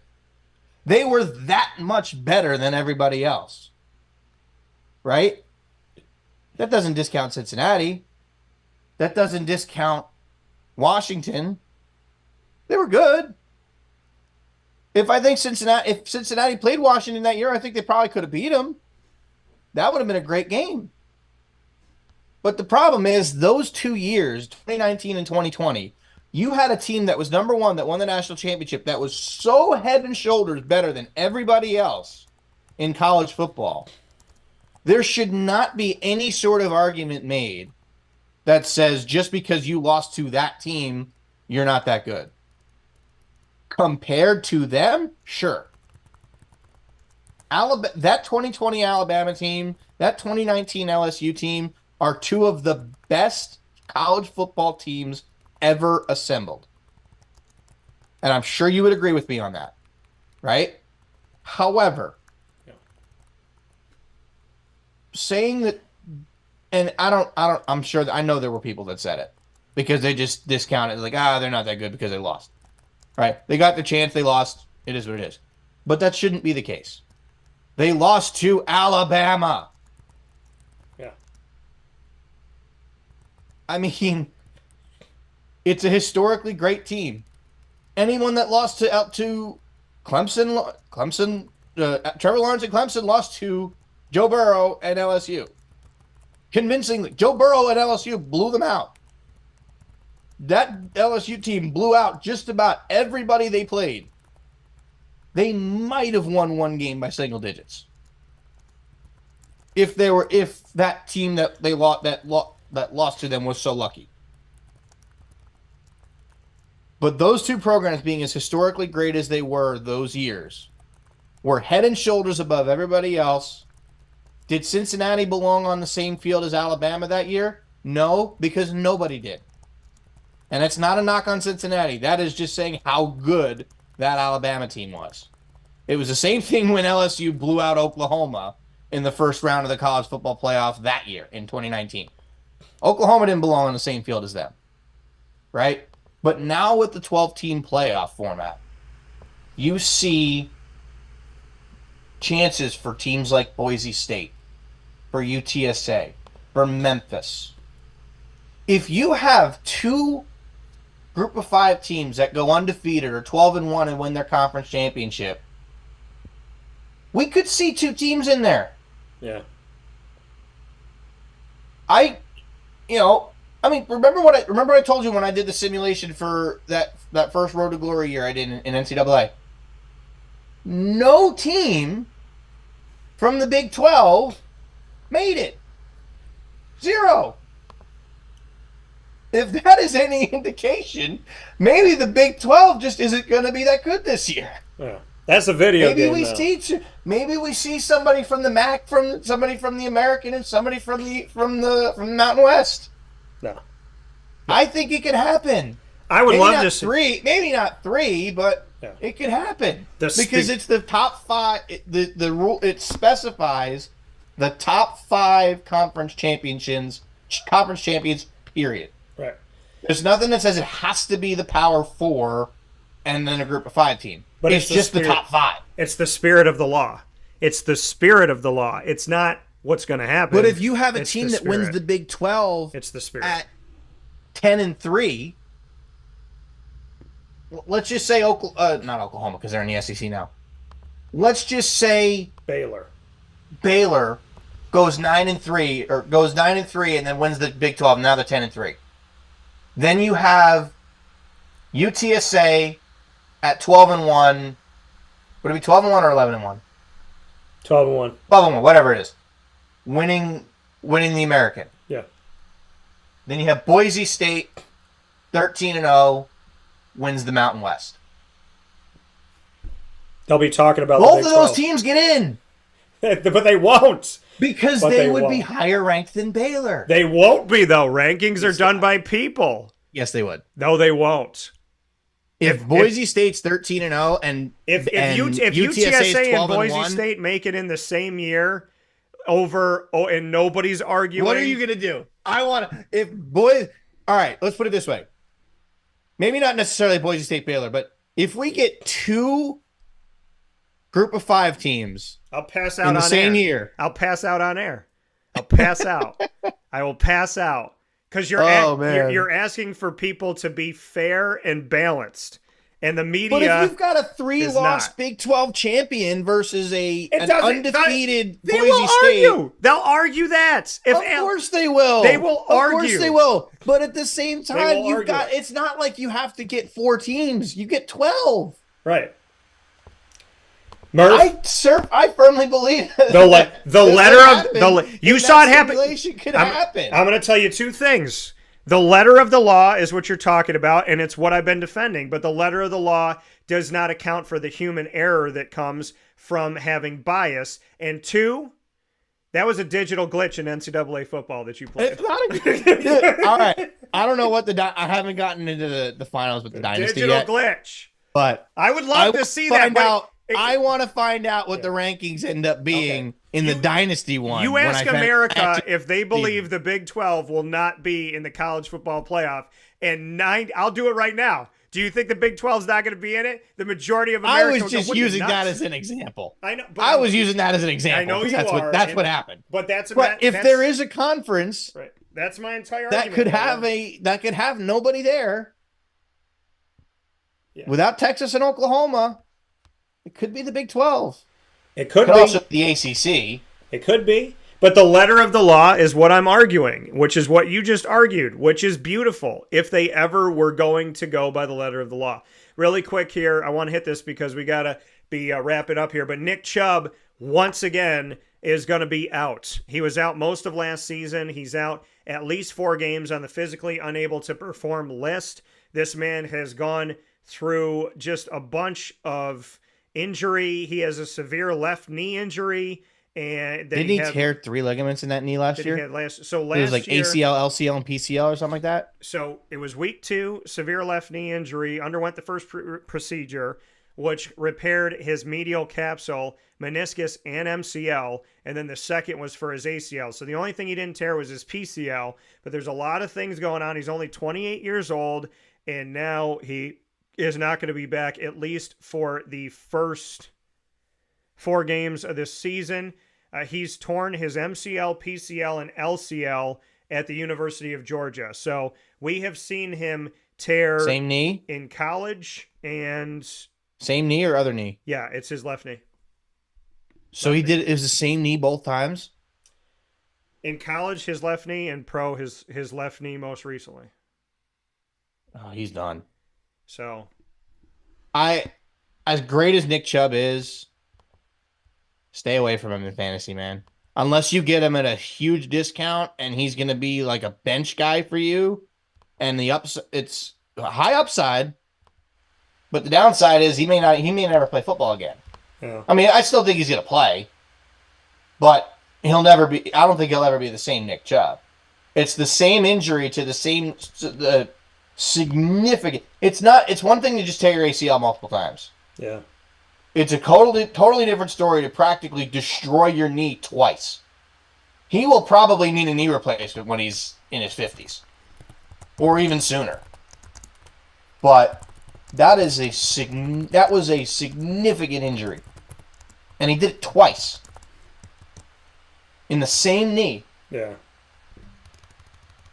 Yeah. I feel bad for him.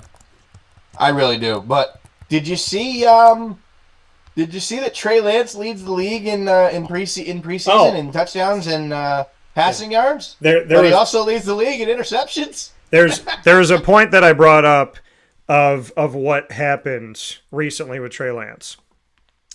So Dak Prescott, CeeDee Lamb, and Micah Parsons are all up for contracts with the Dallas Cowboys.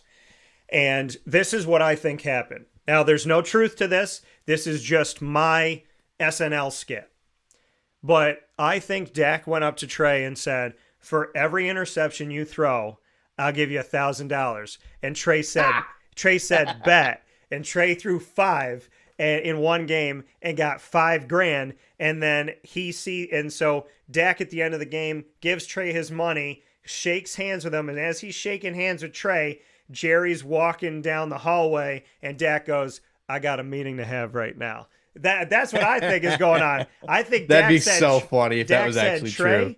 Trey, go do your thing, baby. I'm gonna put some money in your pocket, but if you go out there and show them who they got besides me, I got a meeting to have, a little restructuring with my guy Jerry Jones. And I think right after that game, Dak went up to Jerry's office and said, so do you want to talk now, or what are your thoughts on this contract? That was hysterical, though. Oh my God, that was so funny. I was cracking up laughing when I saw he threw 5 interceptions. Yeah. But I saw an article saying like, is he the greatest draft bust ever? Like more so than Jamarcus Russell, more so than Ryan Leaf or Tim Couch. You know, more than Zach Wilson, who was drafted 1 pick ahead of him. I mean, that 2021 draft class, other than Trevor Lawrence, has been god awful. Hey, Mac Jones did some good things in the preseason. So, But where is he now? What is he doing? He's a backup. Trevor Yeah. Lawrence. Yeah. He's backup. I know. All these first round picks are backups. Zach Wilson's a 3rd string quarterback in Denver. 3rd string. we got a question for you. What's your skill level on NCAA 25? Not very high. Okay. Not very high. Go. I would be the one that would choose Ohio State. Yeah. So, Actually, well, no, I would just pick Florida regardless because it's Florida. back in the day when I was playing NCAA as a kid on Sega, I was a lot better back then. I was UCLA and I just ran the ball like crazy with Kareem Abdul-Jabbar. I was UCLA. I was UCLA my and favorite Syracuse. thing- That was it. And I haven't done it on this NCAA yet. My favorite thing that we used to do in college, because we brought it to school, and we made a UMass dynasty team. Yeah. And within 3 years, we won a national championship at UMass. Because we recruited all these random 5-star, 4-star recruits and landed them all. And the more you get over the next couple of years, the more you just start winning. And we had UMass win a national championship as the worst statistical team in the game. And I'm pretty sure they are still the worst statistical team in NCAA. Not in real life in this, but didn't they have like a stretch where they like 4 or 5 seasons in a row they didn't win a game? Who was that again? UMass. UMass is, I want to say they're like a 1 to 2 win type of team in recent. Basically, you scheduled UMass and UConn if you wanted to win, Yeah. and then UConn. Well, I'm made trying it to the figure out. postseason So last year. me and a bunch of my buddies are going to be doing a dynasty like that, like an online dynasty, and we all have to pick teams that are like really low ranked.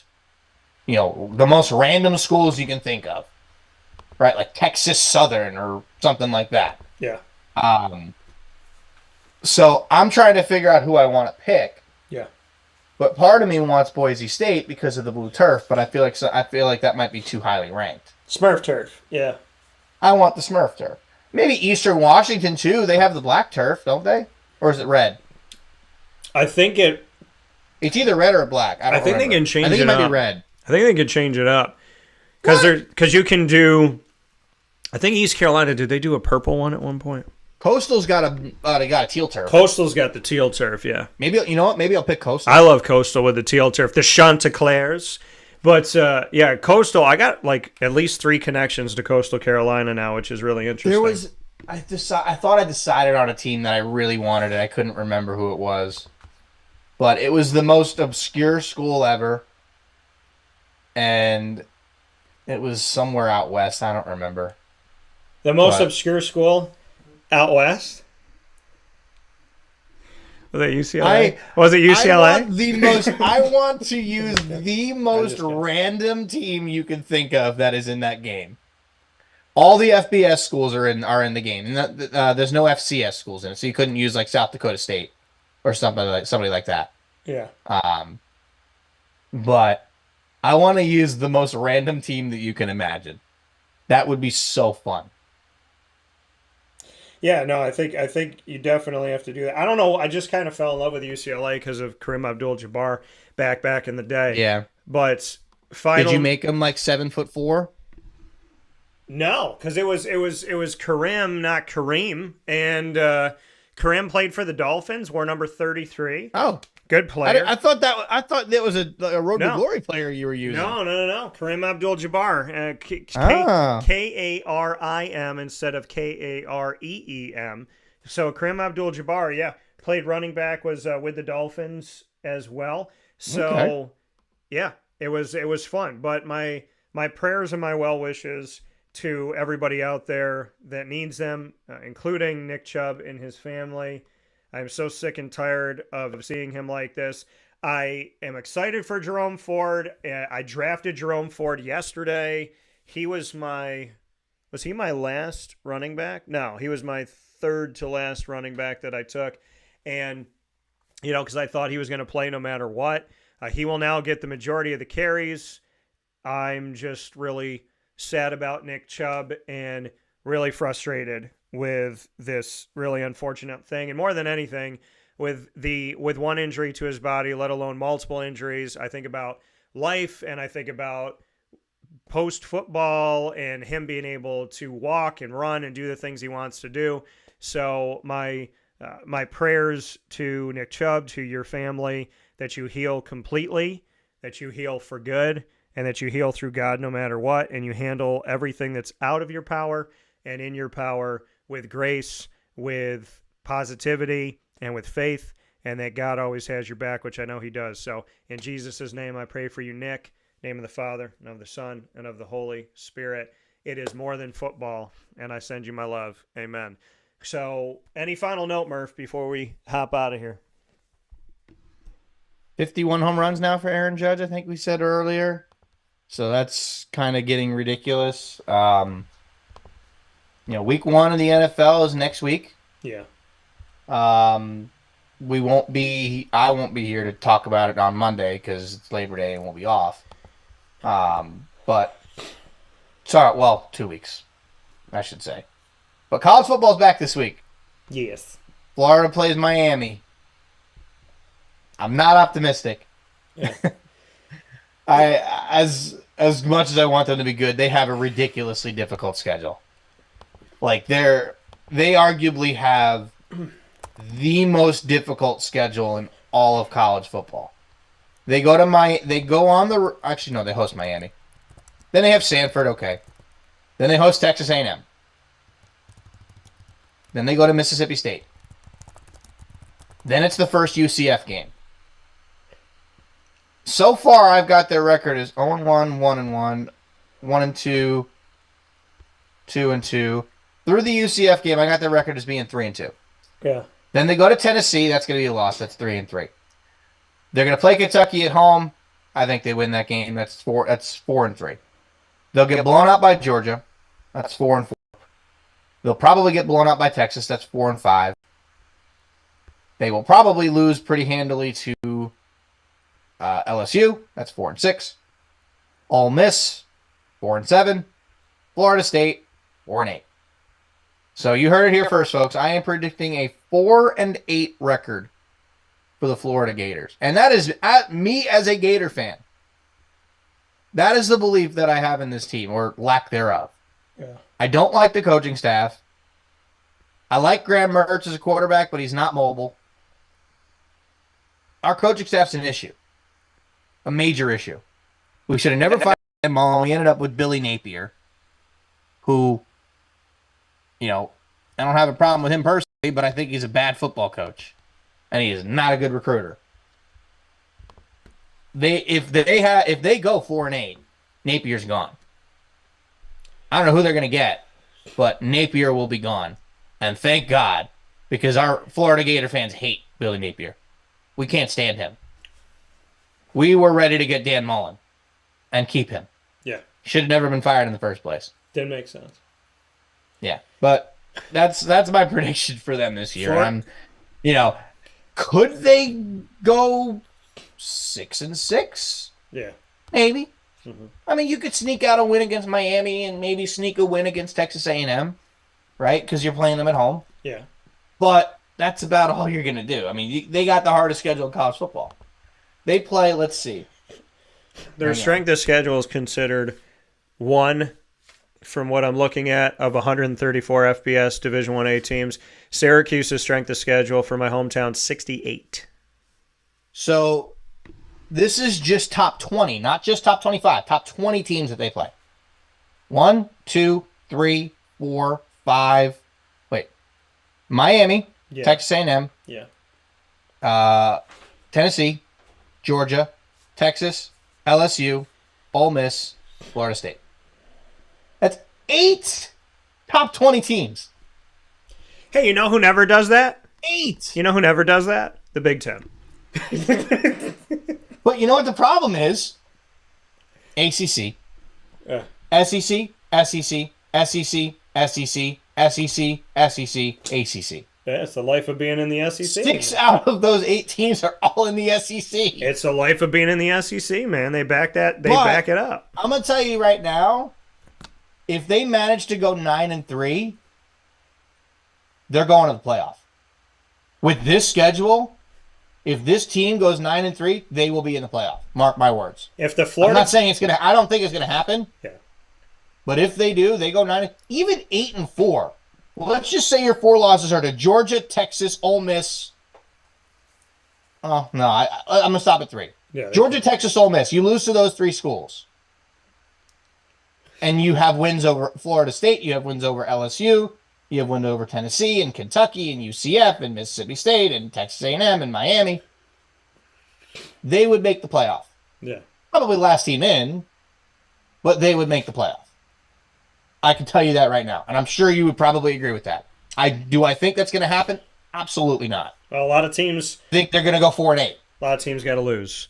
A lot of teams got to lose. A lot of things got to happen. But we could finally say in the college football playoff world that we live in that maybe this season is the season where teams have to go through some losses and then they got to figure it all out. And it's not going to be as easy of a road as it's been at other times. DT and Murphy on Wake Up Call with Dan Tortora. As always, Murph, I appreciate you. Have a good, safe, fun, and wonderful Labor Day. And you and I will talk soon. You as well, my friend. Oh, real quick, before I go, one funny thing I want to show you. Got these 2 cards at a show yesterday. One of them's a kaboom.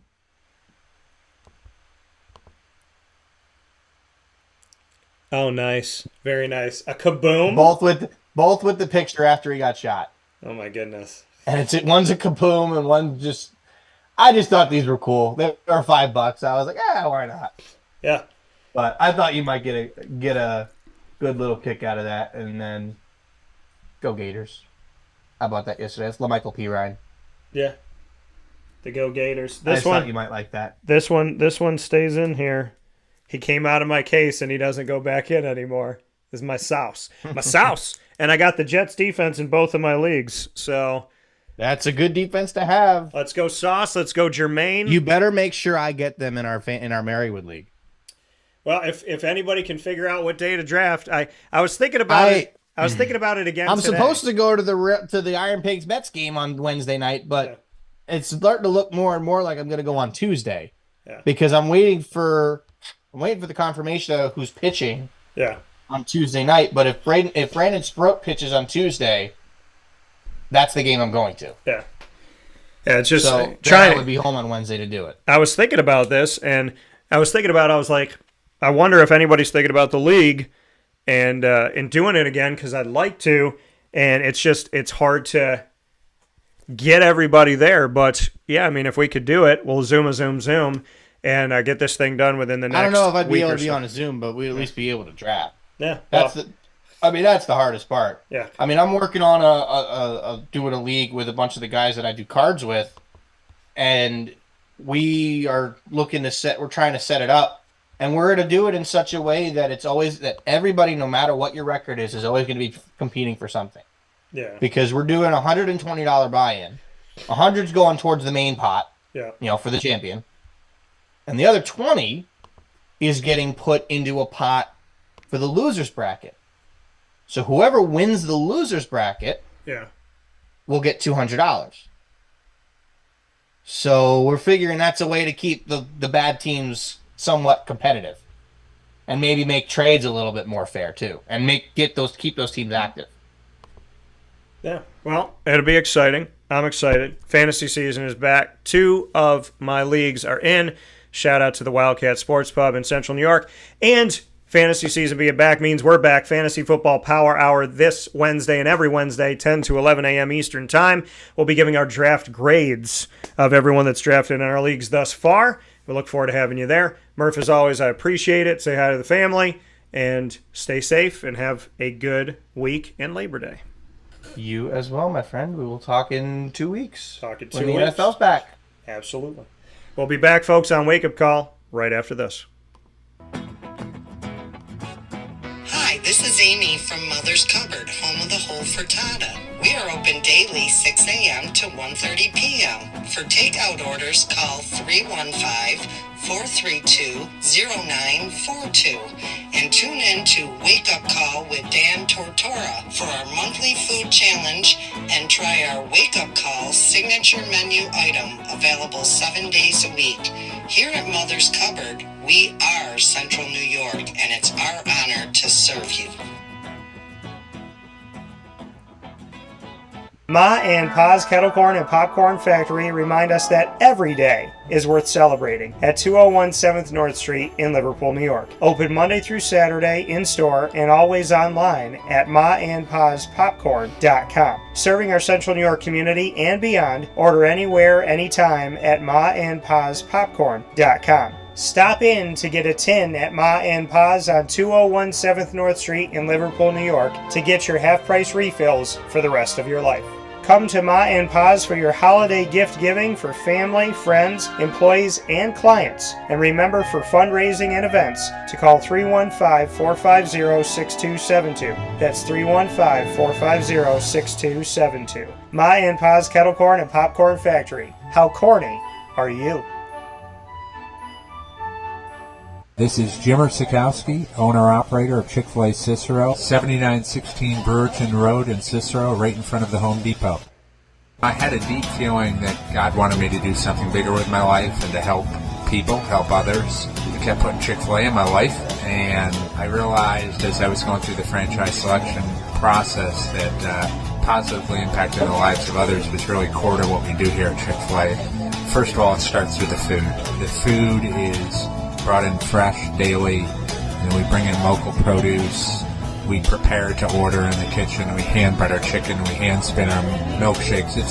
It's great food. It doesn't taste like fast food. I think the second thing is the way people feel when they come in a Chick-fil-A restaurant. It's different. We try to treat people with intentional kindness here, which is very different and deeper than good customer service. And so I think it feels remarkable for most people to come in a Chick-fil-A restaurant. And then lastly, the impact that we try to have in the community is very different. It's a big part of the expectation of every operator of a Chick-fil-A restaurant is that they're actively engaged in their community, they're a leader in the community, and they're making a difference. When they realize that what we're striving to do is to shine a little light in their life, that's a very, very different experience than you will have in any other quick service restaurant. And it's that remarkable experience that I think people will emotionally connect with.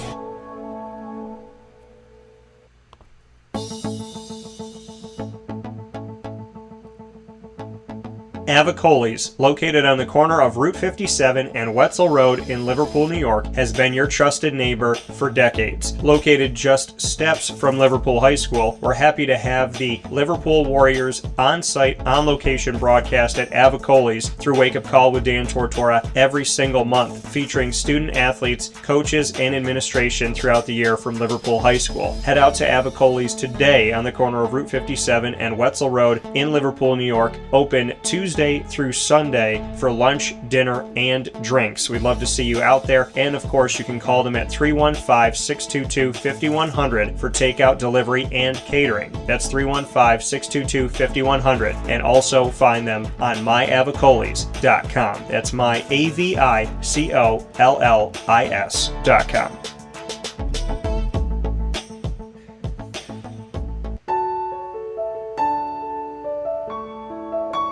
Having peace of mind when you're out of town that your furry-loving friend is safe and sound means taking them to Canine Campground, because we all know that when it comes to the love of our pets, it goes well beyond the call of duty to make sure they're safe and sound. Right, Lily?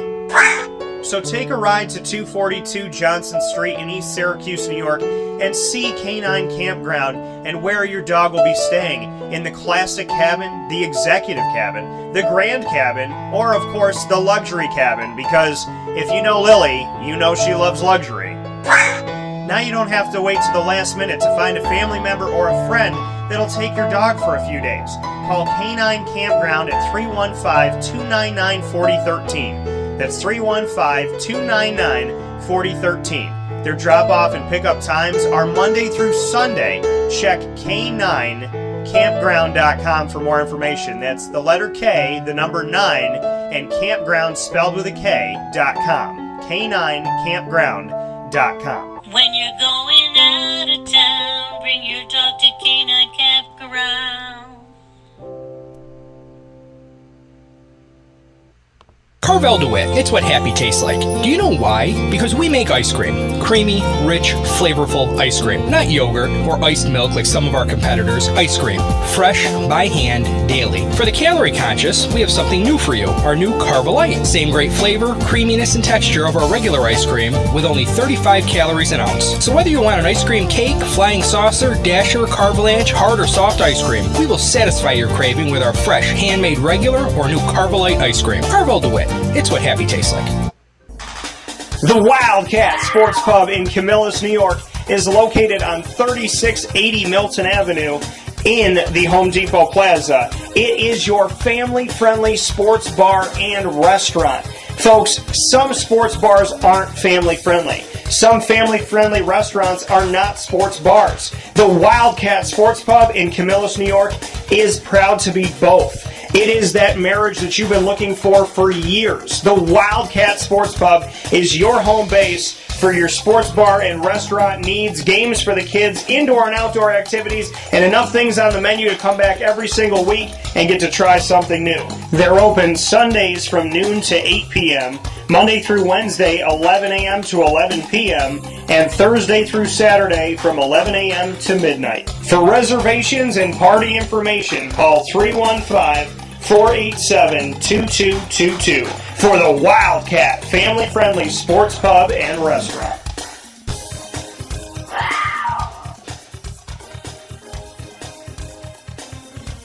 GG Cards and Breaks. Like, comment, subscribe. GG Cards and Breaks coming to you on 639 Delmar Place in Syracuse, New York, is open Tuesday through Saturday from 10 a.m. to 6 p.m. and on Sundays from 10 to 5, giving you sports cards that live in the world of hockey, basketball, baseball, football, as well as AEW, UFC, and all sport while supplies last. You'll also find trading cards in the world of Disney Lorcana, as well as Yu-Gi-Oh!, Magic the Gathering, and Pokemon, also while supplies last. So go out and see what they have to offer you every single week right off of Teal Ave on 639 Delmar Place in Syracuse, New York, with singles, graded cards, packs, and boxes, and the only place that has every MLB, NFL, and NBA team right there for you with their individual boxes to sift through for all that are fans of whatever team you love in the NBA, NFL, and MLB worlds. You can find all of this at GG Cards and Breaks, and above all things, great customer service and people that truly care about the community and care about the trading card world. Head to GG Cards and Breaks today and all throughout the week, Tuesday through Saturday, 10 a.m. to 6 p.m., and on Sundays from 10 to 5. With that being said, I appreciate you for being here on the show every Monday through Friday from 9 a.m. to 11 a.m. Eastern Time. Obviously, under promise, over deliver. We started a little bit back here this morning and more than made up for the 2-hour window that we promised you here at over 2.5 hours this morning. You'll find us Monday through Friday from 9 a.m. to 11 a.m. Eastern Time on YouTube.com and Facebook.com, both /WakeUpCallDT, and on WakeUpCallDT.podbean.com. So we look forward to seeing you on all of our channels live throughout the week. And of course, you can also download us on Amazon Music, Audible, iHeartRadio, iTunes, and Apple Podcasts, Player FM, Podbean, Podchaser.com, Podvine, Spotify, TuneIn, and YouTube. All you have to do is search Wake Up Call with Dan Tortora, or one word, Wake Up Call DT. So make sure you head over to any one of these channels today, and I just put up a video on our YouTube channel and all of our social media using Spotify as an example of how easy it is to find Wake Up Call with Dan Tortora. So make sure you do that today. Subscribe and follow on all of our channels. And a big time thanks to our incredible team in Central and Upstate New York, Carvel DeWitt, the Wildcat Sports Pub, Canine Camp Dog Daycare, Chick-fil-A Cicero, Canine Campground Dog Boarding, Avicoli's, Brian's Landing, GG Cards and Breaks, Ma and Pa's, Mother's Cupboard, Great Lakes Honda City, Pizza Man, Servomation, and we are the exclusive multimedia marketing partner of your Lemoyne College Dolphins, Bryan and Stratton College Bobcats of Syracuse, and the Binghamton University Bearcats. Find all of our partnerships on youtube.com/wakeupcalldt. Click subscribe, hit the notification bell. And for more information on your Dolphins, go to LeMoyneDolphins.com. The Bobcats, Syracuse.bscbobcats.com. And the Binghamton University Bearcats at bubearcats.com. With that being said, here on Wake Up Call with Dan Tortora, I hope you have a fantastic day. Facebook at Wake Up Call DT, X at Call DT, Instagram at Wake Up Call _DT. We have plenty coming up for you this week, including our Brooklyn Pickle specials with the college football teams that call North Carolina home, where Brooklyn Pickle now calls home on 1788 Old Morganton Road in Southern Pines, North Carolina, right down the road from the Pinehurst golf courses that are arguably some of the best, if not the best, in America. And we look forward to you going out to Brooklyn Pickle there in Pinehurst and watching and listening to our content with the schools. Our East Carolina specials are already up. You can watch those East Carolina specials with their student athletes as well as head coach Mike Houston by going to youtube.com or facebook.com, both /wakeupcalldt. Click subscribe, hit the notification bell, follow on Facebook, and those East Carolina specials are proudly presented by the Brooklyn Pickle in Southern Pines, North Carolina. So go and check those out today. Have a wonderful day. God bless. No stress. Do your best. Be well, stay safe, and never stop being you.